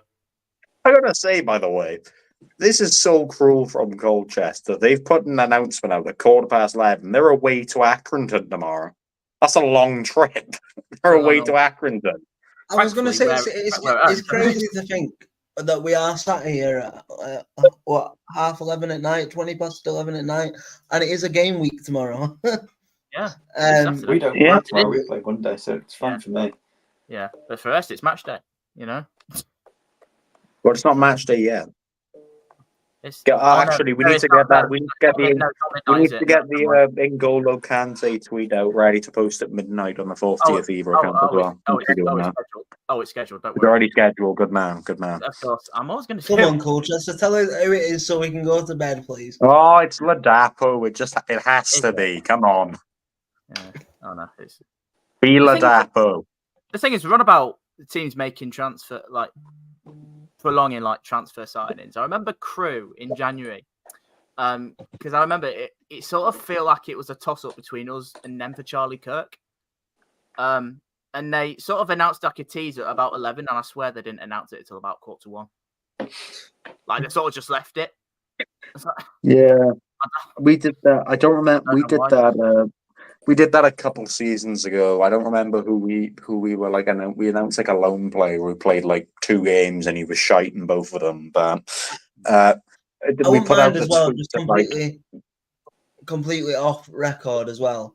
I'm guessing the majority of us in this call currently are going to be up for 9 o'clock tomorrow to get Oasis tickets, or at least try and get Oasis tickets. So yeah, Nah, I'm alright. I got Oasis in the fridge. I'm all good. I shouldn't have laughed at that as much as I did, but Yeah, it's late. It's late. It's come at an The awful low-hanging time. fruit is funny. It's late. It's come at an awful time for me because I've got no money. Ivan Toney's going to Saudi Arabia. Here we go. Break my heart, Ivan. England have effectively just lost their best penalty taker, by the way. Yeah. Yep. Haha. I mean, oh no. Pressure. Carlos Soler has joined West Ham on loan from PSG, by the way. Charlie, my jealousy is through the roof right now. I suggest you stop. Charlie, yeah, Charlie, I don't. Charlie, it's in me fridge, man. I don't need to buy tickets online right, to get you can't reverse the joke. I can make it twice. I can make it twice. It's late. I can make the joke twice. You can't keep milking that one, though. Yes, I can. It's not milk. Anthony it's a Scully's slog. gone to Colchester on loan. Not quite familiar with that, but Is that it? Anthony Scully, isn't it? Oh wow. Anthony Colchester signing more London players. Is that? Thanks, Charlie, mate. Appreciate it. What flavour have you got? Because obviously they have more than one flavour of Oasis. Have you got the stereotypical, you know, like berry? Yeah, have you got like the summer berry, or have you got like the orange one because you're weird? It's a bit harsh. He's been working out all It's a good night. man. No, if you drink orange Oasis, you're weird. Don't care. It's such a better flavour, literally next to him. What about standard orange juice? That's all right. That's all right. I do prefer. I'll be honest with you. I do prefer apple juice, but you know, we'll do. That'll do. Considering your massive child. Not for me. Apple juice is good, man. For some, we have. What do you mean good for some? Oh well, Anthony Scully, you've ruined my life. We have 4 minutes left of the stream, so in that honor, I mean, it might be harder for you guys because maybe I know you came a bit later, but what would you say the highlight of the stream has been tonight? I will probably say it. I was having to, well, me specifically, having to panic and come on the stream early doors when people were rumoring the Jake Young deal before it even happened, and that's probably the highlight for me in terms of funniness. But what about you guys? What are you saying? My Oasis joke. That should not have been as funny as it was. It was a terrible joke with the greatest respect. It's not. I'm screen recording your laugh just so you remember it forever that you laughed at that really shit joke that a million people have made. It was terrible. It was funny. It was one of them ones. Yep. Yeah, I don't know. It's not really been came out. I've just sort of enjoyed it. I mean, it's just sort of it's just been chill. We had anything. Actually, I really like Charles' comment of if Omar Bogle's your standout signing, something's wrong. I found that quite funny. I will. Yeah. I mean, I was doing that. I was sort of worshipping it. That's why I was laughing. I was in backstage pissing myself because you were doing that. Yeah. Waking up. It just seemed stranger to me that the first half of the not the first half, but from 7:30 to 9:30 seemed to be, maybe it was because the activity came from 9:30 till 11:30, but the first half seemed to go slower than the second half of the window, I would say, of the deadline day itself. Yeah, probably. Well, I've just opened up the viewing, of course, for 2 minutes from ending the stream. As it shows on Twitter, and I don't know whether this is recurrent or whether it's live or whatever. I'd imagine it may be recurrent. 4,466 views on our first stream. That is unreal. Absolutely mental, that. And it goes without saying, you should probably try and sort of look to wrap up now. Your support's been terrific. from everyone for the fact that that we've got this, And like I said, we haven't. It's the first time we just. That includes all the YouTube ones as well. Unreal. It certainly won't be the last either. I'm pretty confident about that. But it is getting late. It is match day tomorrow, and you can obviously follow all the Twitters of the League One guys as well. They do a terrific job. Make sure you go and follow them at League One Lowdown. I mean, me, Kieran, and Jake obviously do Fourth Tier Fever. We're back again for another episode on Sunday. And considering you can't follow the Natter account, well, you're not supposed to follow the Natter account because it's not a National League window. I'm gonna plug my own social media a little bit because I think I deserve that tonight. So if you'd like to follow me on Twitter personally, my Twitter is @AaronDiskin1 on Twitter. And Brian, you should have removed him right then and there as he was about to say the username. We've got plenty more stuff coming. Oh, wow, Ryan! Wow, Ryan! You know what? That is a highlight of the stream right there, and with 30 seconds left. Yes, we got the moment. With 30 seconds left, we have been the Deck UK. Make sure you follow us everywhere. This has been the end of the summer transfer window, and until January 31st, the window is done, and we will see you from next week for podcasting. Good night, everyone.